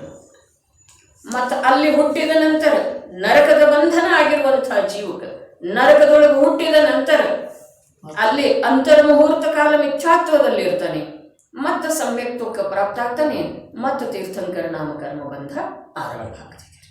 ಈ ಪ್ರಕಾರ ವಸ್ತು ವ್ಯವಸ್ಥೆ ಜೀವನ ಪರಿಣಾಮ. ಮಿಥ್ಯಾತ್ವದ ಜೊತೆಗೆ ಯಾವ ಆಯುವಿನ ಬಂಧ ಆಗಿದೆಯಲ್ಲ, ಮಿಥ್ಯಾತ್ವದ ಜೊತೆಗೆ ಮರಣ ಆಗ್ತಿದೆ. ಪ್ರತಿಯೊಂದು ಜೀವದ ಅಂತರ್ಮುಖಕ್ಕೆ ಮಿಥ್ಯಾತ್ವಕ್ಕೆ ಹೋಗ್ತಿದೆ, ಮಿಥ್ಯಾತ್ವ ಹೋಗ್ತದಂತಂದ್ರೆ ಅಂತರ್ಮುಖದೊಳಗೆ ಮಿಥ್ಯಾತ್ವಕ್ಕೆ ಹೋದೈತಿ ಈ ಶರೀರ ಬಿಟ್ಟು ಹೋಗೋದು. ಪ್ರತಿಯೊಂದು ಜೀವದ ಆಗಿತ್ತು ಅಥವಾ ಸ್ವರ್ಗಕ್ಕೆ ಹೋಗಂಗಿತ್ತಂದ್ರೆ ಬಿಟ್ಟು ಹೋಗುದಿಲ್ಲ, ಮತ್ತು ಸ್ವರ್ಗದ ಬಂದು ಮಿಥ್ಯಾತ್ವ ಅವಸ್ಥೆಯೊಳಗೆ ಆಗುವುದಿಲ್ಲ. ಮಿಥ್ಯಾತ್ವ ಅವಸ್ಥೆಯೊಳಗೆ ಯಾವುದರ ಬಂಧ ಆಗಿದೆಯಲ್ಲ, ಆ ಬಂಧದ ಉದಯ ಬರೋಕ್ಕಿಂತ ಮುಂಚೆ ಈ ಆಯು ಪೂರ್ಣ ಆಗೋದು ಅಂತರ್ಮುಹೂರ್ತ ಇರುವ ವೇಳೆದೊಳಗೆ ಮಿಥ್ಯಾತ್ವದಲ್ಲೇನ ಹೋಗ್ತಾನೆ. ಮಿಥ್ಯಾತ್ವದೊಳಗೆ ಸ್ವರ್ಗದ ಆಯುವಿನ ಬಂಧ ಆಗುವುದಿಲ್ಲ. ಇನ್ನು ಸಮ್ಯಕ್ತ್ವ ಪ್ರಾಪ್ತ ಆದ ನಂತರ ಮನುಷ್ಯನಿಗೆ ಯಾವ ಗತಿದ ಬಂಧ ಆಗ್ತಿದೆ ಅಂತಂದ್ರೆ ಒಂದು ದೇವಗತಿದ್ದನ್ನ ಬಂಧ ಆಗ್ತಿದೆ, ಬೇರೆ 3 ಗತಿದ ಬಂಧ ಆಗುವುದಿಲ್ಲ. ಮಿಥ್ಯಾತ್ವದ ಜೊತೆಗೆ ಆ 3 ಗತಿದ ಬಂಧ ಆಗಿತ್ತು, ನರಕ ಗತಿದ ಬಂಧ ಆಗಿತ್ತು ಅಂತಂದ್ರೆ ಮಿಥ್ಯಾತ್ವದೊಳಗೆ ಬಂಧನ ಮರಣ ಆಗ್ತಿದೆ. ಮುಂದೆ ಸಮ್ಯಕ್ತ್ವ ಆದರ ಮಾತಿದೆ, ಇಲ್ಲ ಅಂತಂದ್ರೆ ಸಮ್ಯಕ್ತ್ವ ಆಗ್ಲಿಲ್ಲ, ನಮ್ಗೆ ಯಾರಿಗಾರ ನರಕಾಯುವಿನ ಬಂಧ ಆಗಿತ್ತು ಅಂತಂದ್ರೆ ಅದೇನು ಮತ್ತೆ ಮಿಥ್ಯಾತ್ವನೇ ಇರ್ತಿದೆ, ಮಿಥ್ಯಾತ್ವದ ಜೊತೆಗಿನ ಮರಣ ನರಕಕ್ಕೆ ಹೋಗೋದಿದೆ. ಅದರೊಳಗೆ ಯಾವ ಪ್ರಕಾರದ ವ್ಯತ್ಯಾಸ ಇಲ್ಲ. ಮಿಥ್ಯಾತ್ವದ ಜೊತೆಗೆ ಆಯು ಬಂಧಾಗಿ ನಂತರ ಸಮ್ಯಕ್ ದರ್ಶನ ಪ್ರಾಪ್ತ ಆಗಿತ್ತು ಅಂತಂದ್ರೆ ದುರ್ಗತಿಗೆ ಹೋಗಾಮಿದ್ದ, ನರಕಾದಿಗಳಿಗೆ ಹೋಗಾಮಿದ್ದ ಅಂತಂದ್ರೆ ಮಿಥ್ಯಾತ್ವದೊಳಗೆ ಬಂಧನ ಮರಣ ಆಗ್ತಿದೆ, ಅಲ್ಲಿ ಮಿಥ್ಯಾತ್ವದ ಜೊತೆಗೇನ ಜನ್ಮ ಆಗ್ತಿದೆ, ನಂತರ ಸಮ್ಯಕ್ತ್ವ ಪುನಃ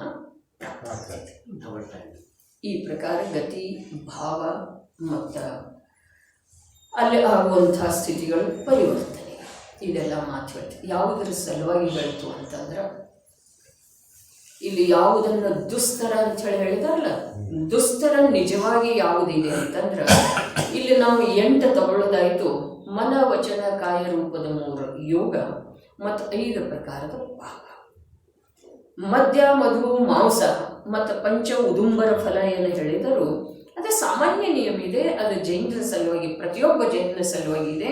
ಅದನ್ನು ಮೂಲ ಗುಣ ಅಂತ ಹೇಳಿ ಹೇಳಿದ್ರು. ಯಾಕೆ ಅಂತಂದ್ರೆ ಅಷ್ಟರೇ ನಿಯಮದಿಂದ ಪ್ರತಿಜ್ಞಾಪೂರ್ವಕವಾಗಿ ತ್ಯಾಗ ಇಲ್ಲದೆ ಹೋದ್ರೆ ಇವನಿಗೆ ಮುಂದಿನ ಯಾವುವು ಆಚರಣೆ ಆಗುವುದಿಲ್ಲ. ಪ್ರತಿಜ್ಞಾಪೂರ್ವಕ, ಅದಕ್ಕೆ ಮೂಲ ಗುಣ ಅಂದಿದರು ಅಂತ ಹೇಳಿ ಹೇಳಿದ್ದಾರೆ. ಶ್ರಾವಕತನ ಬರುವುದಿಲ್ರಿ, ಮುನಿತನದ ಅಂತೂ ಮಾತನೇ ಇರ್ತದೆ. ಶ್ರಾವಕತನ ಬರಬೇಕಾದ್ರೂ, ಅರ್ಥಾತ್ ಇನ್ನೂ ಸ್ವಲ್ಪ ಸ್ಪಷ್ಟಪಡಿಸಬೇಕಾದ್ರೆ ಸಮ್ಯಕ್ ದರ್ಶನ ಆಗಬೇಕಾದ್ರೂ ಆ 3 ಮಕಾರ ಮತ್ತು 5 ಉದುಂಬರ ಫಲಗಳ ತ್ಯಾಗ ಪ್ರತಿಜ್ಞಾಪೂರ್ವಕ ಬೇಕು. ಇಲ್ಲದಿದ್ದರೆ ಸಮ್ಯಕ್ ದರ್ಶನ ಕೂಡ ಆಗುವುದಿಲ್ಲ, ಶ್ರಾವಕತನ ಬರುವುದಿಲ್ಲ, ಧರ್ಮದ ಆಚರಣೆ ಯಾವುದೂ ಅವನ ಕಡೆಯಿಂದ ಆಗುವುದಿಲ್ಲ. ಇನ್ನು ಈ ಸಾಮಾನ್ಯ ವಿಷಯ ಸಾಮಾನ್ಯವಾಗಿ ಕಥನೆ ಅಲ್ಲ, ನೀವು ತೆಗೆದಿದ್ರೆ ಅದೆಲ್ಲ ಕರ್ಣಾನಿಯೋಗ ಮತ್ತು ದ್ರವ್ಯಾನಿ. ನೋಡ್ರಿ, ಮಾತು ಹೀಗಿದೆ ಅಣ್ಣ, ಒಂದು ಅನುಯೋಗವನ್ನು ಬಿಟ್ಟು ಇನ್ನೊಂದು ಅನುಯೋಗ ಇರುವುದಿಲ್ಲ. ತಿಳಿದ್ರೆ 4 ಅನುಯೋಗದ ಅಭೇದ ರೂಪದ ಭಾವವಾಚಿ ಕಥನ ಇರ್ತಿದೆ. ಅದರ ಕಥನ ಸಾಪೇಕ್ಷ, ಶಬ್ದ ಸಾಪೇಕ್ಷ ದ್ರವ್ಯವಚನ ಏನು ಇರ್ತಿದೆ ಅದು ಒಂದೊಂದು ಸಮಯದೊಳಗೆ ಒಂದೊಂದು ಅನುಯೋಗದ ಮುಖ್ಯತೆ ಇರ್ತಿದೆ. ಈಗ ಚರಣಾನುಯೋಗದ ಗ್ರಂಥ ಇದ್ರ ಬರೇ ಒಂದು ಚರಣಾನುಯೋಗದನ್ನ ಕಥನೆ ಇರುವುದಿಲ್ರಿ, 4 ಅನುಯೋಗ ಇರ್ತಿದೆ, ಆದ್ರೆ ಅಧಿಕ ಚರಣಾನುಯೋಗ ಇರ್ತಿದೆ, ಅದಕ್ಕೆ ಚರಣಾನುಯೋಗದ ಗ್ರಂಥ ಅಂತಾರೆ. ಪ್ರಥಮಾನುಯೋಗ ಇದ್ರೆ ಬರೇ ಕಥೆ ಇರುವುದಿಲ್ರಿ, 4 ಅನುಯೋಗ ಇರ್ತಾವ. ದೀಕ್ಷಾ ತಗೊಂಡು ಹೋದ್ರೆ ಅದು ಚರಣಾನುಯೋಗ ಹೌದು ಅಥವಾ ಇಲ್ರಿ, ಪರಿಣಾಮಗಳ ಆ ಮಲಿನತೆಯನ್ನ ತಿಳಿದ್ರೆ ಅದು ಕರ್ಣಾನುಯೋಗ ಹೌದು ಅಥವಾ ಇಲ್ರಿ. ಹಾಗಾದ್ರೆ 7 ತತ್ವಗಳನ್ನ ಜೀವಾದಿಗಳ ಭಿನ್ನತೆಯನ್ನ ತಿಳಿದ್ರೆ ಅದು ದ್ರವ್ಯಾನುಯೋಗ ಹೌದು ಅಥವಾ ಇಲ್ರಿ. ಅಂದ್ರೆ ಪ್ರಥಮಾನುಯೋಗದೊಳಗೂ ಕೂಡ 4 ಅನುಯೋಗ ಇದಾವೆ, ಆದ್ರೆ ಅಧಿಕ ಕಥಾನುಯೋಗ ಇರುವುದರಿಂದ ಅದಕ್ಕೆ ಕಥಾನುಯೋಗ ಅಥವಾ ಪ್ರಥಮಾನುಯೋಗ. ಇಲ್ಲಿ ತಾವೇನು ಹೇಳಿದ್ರೆ ಆ ಪ್ರಕಾರ ಕರ್ಣಾನುಯೋಗ ಮತ್ತು ದ್ರವ್ಯಾನುಯೋಗದ ಮುಖ್ಯತೆಯಿಂದ ಕಥನ ಮಾಡಿತು. ಇದು ಚರಣಾನುಯೋಗದ ಸಾಮಾನ್ಯ ಕಥನ ಇದೆ.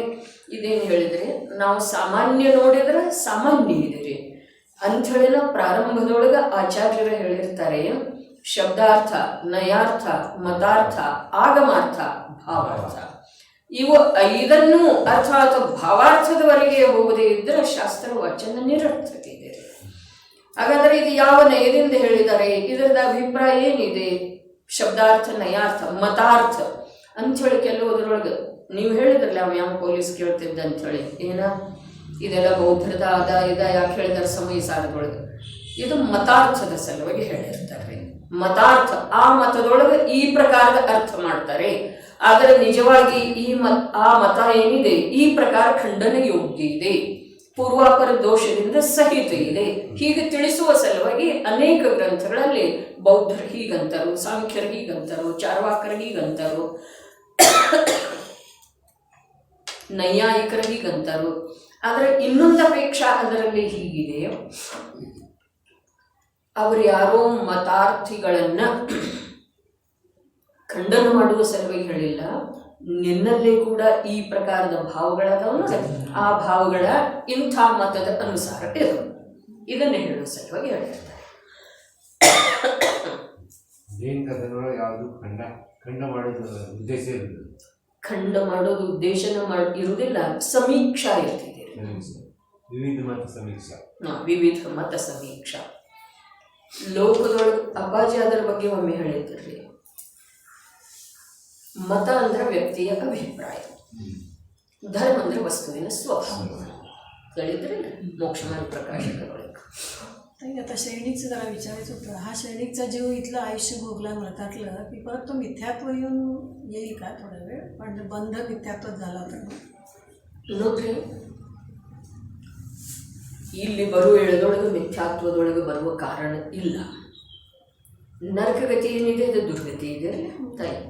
ಅಲ್ಲಿ ಹೋಗುವ ವೇಳೆದೊಳಗೆ ಆ ದುರ್ಗತಿಯ ಬಂಧ ಯಾವ ಭಾವದ ಜೊತೆಗಾಗಿತ್ತು, ಆ ಭಾವದ ಜೊತೆಗೇನ ಆ ಗತಿಗೆ ಹೋಗುವಂಥ ಸಿದ್ಧತೆ ಅಲ್ಲಿ ಆಗೋದ್ರೆ.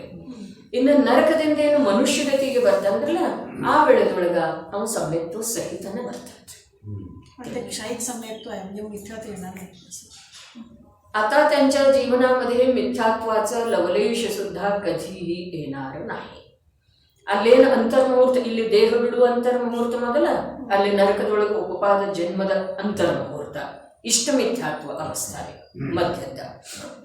ಇನ್ನು ಅವನ ಜೀವನದೊಳಗೆ ಸಾಧಿ ಅನಂತ ಕಾಲದವರೆಗೆ ಮಿಥ್ಯಾತ್ವದ ಅಂಶ ಬರೋದನ್ನ ಇಲ್ಲ.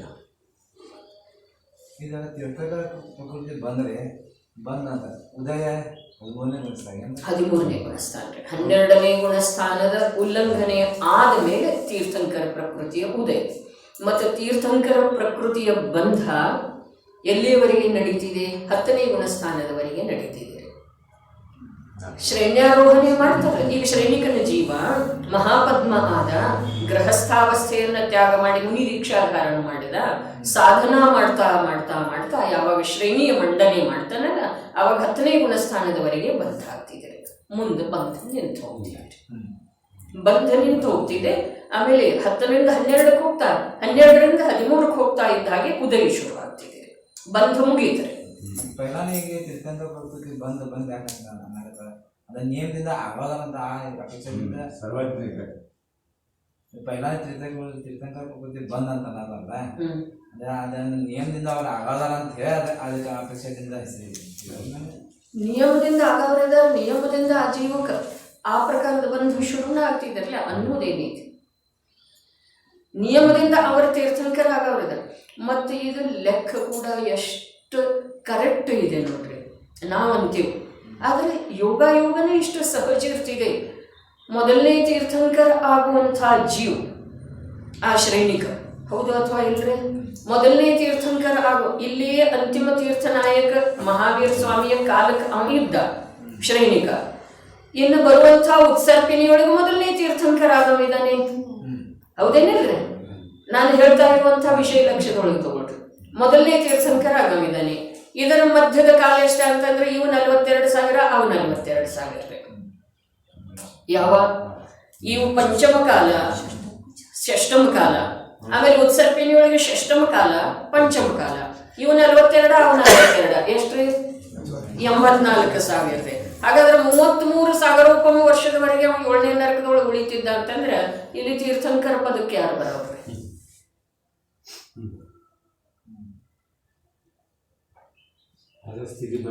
ಯೋಚನೆ ಮಾಡ್ತಾ ಇದ್ದೀರೇನ್ರಿ? ತಿಳಿತಾ ಇದೆ ಏನ್ರಿ? ಗೊಂದಲಾಗ್ತಾ ಇದೆ. 33,000 ಬಾಕಿ ಅದೆಲ್ಲ ಹೋಯ್ತಂದ್ರಲ್ಲ, ಎಲ್ಲಿ ಹೋಯ್ತಂತಂದ್ರೆ ಅದೆಲ್ಲ ಹೋತಂದ್ರಿ, ಅದು ಸಂಕ್ರಮಣ ಆಯ್ತು, ಅದು ಅಭಾವನ ಆಯ್ತ್ರಿ. ಅದರದ 33,000 7ನೇ ನರಕದ ಸ್ಥಿತಿ ಬಂದ ಆಗಿತ್ತೇನಿಲ್ರಿ? ಆಗಿತ್ತು. ಹಾಗಾದ್ರೆ ಅವನಲ್ಲಿ ಆ ಪ್ರಕಾರದ ಸಮ್ಯಕ್ ದರ್ಶನ, ಭಾವದ ನಿರ್ಮಲತೆ, ಭಾವದ ಕೋಮಲತೆ ಇದೆಲ್ಲ ಯಾಕಾಯ್ತು ಅಂತಂದ್ರೆ ಅದನ್ನೆಲ್ಲ ಕಮ್ಮಿ ಮಾಡೋ ಸಲುವಾಗೇನ ಆಯ್ತ್ರಿ. ಆ ಪ್ರಕಾರದ ಭಾವ ಆಗ್ತಿರ್ಲಿಲ್ಲ ಅಂತಂದ್ರೆ ಇಲ್ಲಿ ತೀರ್ಥಂಕರ ಪದಕ್ಕೆ ಯಾರು ಬರೋವ್ರಿ? ಅವ್ನು 33,000 7ನೇ ನರಕದೊಳಗೆ ಹೋಗಿ ಕೂಡ್ತಿದ್ದ ಅಂತಂದ್ರೆ ಇಲ್ಲಿ ಯಾರು ಬರೋವ್ರಿ? ಅಂದ್ರೆ ಯಾರು ಮಾಡಿದ್ದಲ್ಲ, ನೈಸರ್ಗಿಕವಾಗಿ ಈ ಪ್ರಕಾರದ ಸಹಜತೆ ಇರ್ತಿದೆ ಅನ್ನೋ. चौथ्यामध्ये बंद होतो सैनिकाला चतुर्थ गुणस्थानमध्ये झाला ना, 5व्या गुणस्थान. 5वे गुणस्थान नाहीच नाही. क्षायिक सम्यक दृष्टीला 5वे गुणस्थान येतच नाही. अजून नियम ಇದೆ. तीर्थंकर प्रकृती बंद कुठल्या कुठल्या गुणस्थान होऊ शकतो? चतुर्थ गुणस्थानामध्ये होते, 5व्या गुणस्थानामध्ये होते, 6व्या गुणस्थानामध्ये होते. ಪ್ರಾರಂಭ व्हायचं सांगायला लागले. ಪ್ರಾರಂಭ 4ರೊಳಗಾಗ್ತಿದೆ, 5ರೊಳಗಾಗ್ತಿದೆ, 6ರೊಳಗಾಗ್ತಿದೆ. ಆದ್ರೆ 4ರೊಳಗ 5ರೊಳಗ ಯಾರಿಗೆ ಆಗ್ತಿದೆಯಲ್ಲ ಅವ್ರು ಭರತ ಕ್ಷೇತ್ರದವ್ರು ಇರ್ತಾರೆ. 6ರೊಳಗನೂ ಆಗಬಹುದಾಗಿದೆ. ಆದ್ರೆ ಅದೇ ಭಾವದಿಂದ ಉದಯಕ್ಕೆ ಬರುವಂಥವ್ರು 2 ಕಲ್ಯಾಣಿಕದವರ, 3 ಕಲ್ಯಾಣಿಕದವರ, ವಿದಯ ಕ್ಷೇತ್ರದೊಳಗೆ ಇರ್ತಾರೆ. ಅದೇ ಭಾವದೊಳಗೆ ಬಂಧನೂ ಆರಂಭ ಆಗ್ತಿದೆ ಮತ್ತು ಉದಯನೂ ಬರ್ತಿದೆ. ಅವ್ರು 2 ಕಲ್ಯಾಣಿಕದವ್ರು. ಮುನಿ ಅವಸ್ಥಾದೊಳಗೆ ಬಂಧ ಆರಂಭ ಆಯ್ತು ಅಂತಂದ್ರೆ ಅವ್ರು 2 ಕಲ್ಯಾಣಿಕದವ್ರು. ಮತ್ತು ಪಂಚಮಗುಣ ಸ್ಥಾನದೊಳಗೆ ಬಂಧ ಆರಂಭ ಆಯ್ತು ಅಂದ್ರೆ ಅವ್ರು 3 ಕಲ್ಯಾಣಿಕದವ್ರು. ಅವರೆಲ್ಲ ವಿದಯ ಕ್ಷೇತ್ರದೊಳಗಾಗ್ತಾರೆ. ಭರತ ಕ್ಷೇತ್ರದೊಳಗ ಅದೇ ಭಾವದಿಂದ ಆಗಿ ಅದೇ ಭಾವದಿಂದ ಮೋಕ್ಷಕ್ಕೆ ಹೋಗೋದಿಲ್ಲ. ಮತ್ತು ನೀವು ಚತುರ್ಥ ಗುಣಸ್ಥಾನದೊಳಗನ ಶ್ರೇಣಿಕನಿಗೆ ಆರಂಭ ಆಯಿತು. ಈಗ ನರಕದಲ್ಲೇನೋ ಚತುರ್ಥ ಗುಣಸ್ಥಾನನೇ ಐತಿ. ಇನ್ನೊಂದು ನಿಯಮ ಹೀಗಿದೆ, ಕ್ಷಾಯಿಕ ಸಮ್ಯಕ್ ದೃಷ್ಟಿ ಪಂಚಮ ಗುಣಸ್ಥಾನಕ್ಕೆ ಹೋಗೋದಲ್ಲ ಇಲ್ರಿ. ಇದು ಕರ್ನಾಟಕದ ನಿಯಮ. ಕ್ಷಾಯಿಕ ಸಮ್ಯಕ್ ದೃಷ್ಟಿ ನಿಯಮದಿಂದ 4ರಿಂದ 7 ಹೋಗ್ತಾನ್ರಿ. ಆಮೇಲೆ 7, 6 ನಡೀತಿದೆ. ಜಟಿಲ ಇದೆಲ್ಲ ಜಟಿಲ. ಅದರ ಸಲುವಾಗಿ ನೋಡ್ರಿ, ಇದು ನಿಜವಾಗಿ ಜಟಿಲ ಇಲ್ಲ ಸುಧಾತಾಯಿ. ನಮಗ ಅತ್ಯಂತ ಜಟಿಲ ಇದ್ದದ್ದು ಸುಲಭ ಆಗಿದೆ ಪರದ ವಿಷಯ ಅಂಥೇಳಿ ಇದು ನಮಗ ಅನಭ್ಯಾಸದ ಕಾರಣದಿಂದ ಜಟಿಲ. ನರಕ ಆಯುಷ್ಯೊಳಗೆ ಸಮ್ಯಕ್ ದರ್ಶನ ಪ್ರಾಪ್ತ ಮತ್ತೆ ರೇಂಜ್ ಆಗ್ಬಿಟ್ಟು ಮತ್ತೆ ಲಾಸ್ ಆಗಿ ಆಗ್ತದೆ. ಅದು ನೋಡ್ರಿ, ವೀರಸೇನ ಆಚಾರ್ಯರು ಧವಲಾದೊಳಗೆ ಸ್ವಯಂ ಪ್ರಶ್ನೆ ಉತ್ಪನ್ನ ಮಾಡ್ತಾರೆ.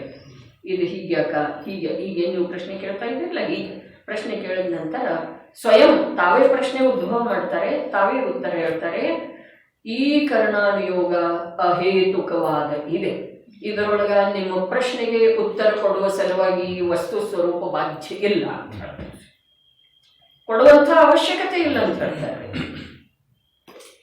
ಕರ್ಣಾನುಯೋಗದೊಳಗ ಅನೇಕಾನೇಕ ಇಂಥ ನಿಯಮಗಳನ್ನ ಹೇಳಿದಾರಂತಂದ್ರೆ ಕರ್ಣಾನುಯೋಗ ಬರೆಯವರ ನಿಯಮ ಮಾಡಿಲ್ಲ, ವಸ್ತು ವ್ಯವಸ್ಥೆ ಒಳಗಂಥ ನಿಯಮದವ್ರೆ.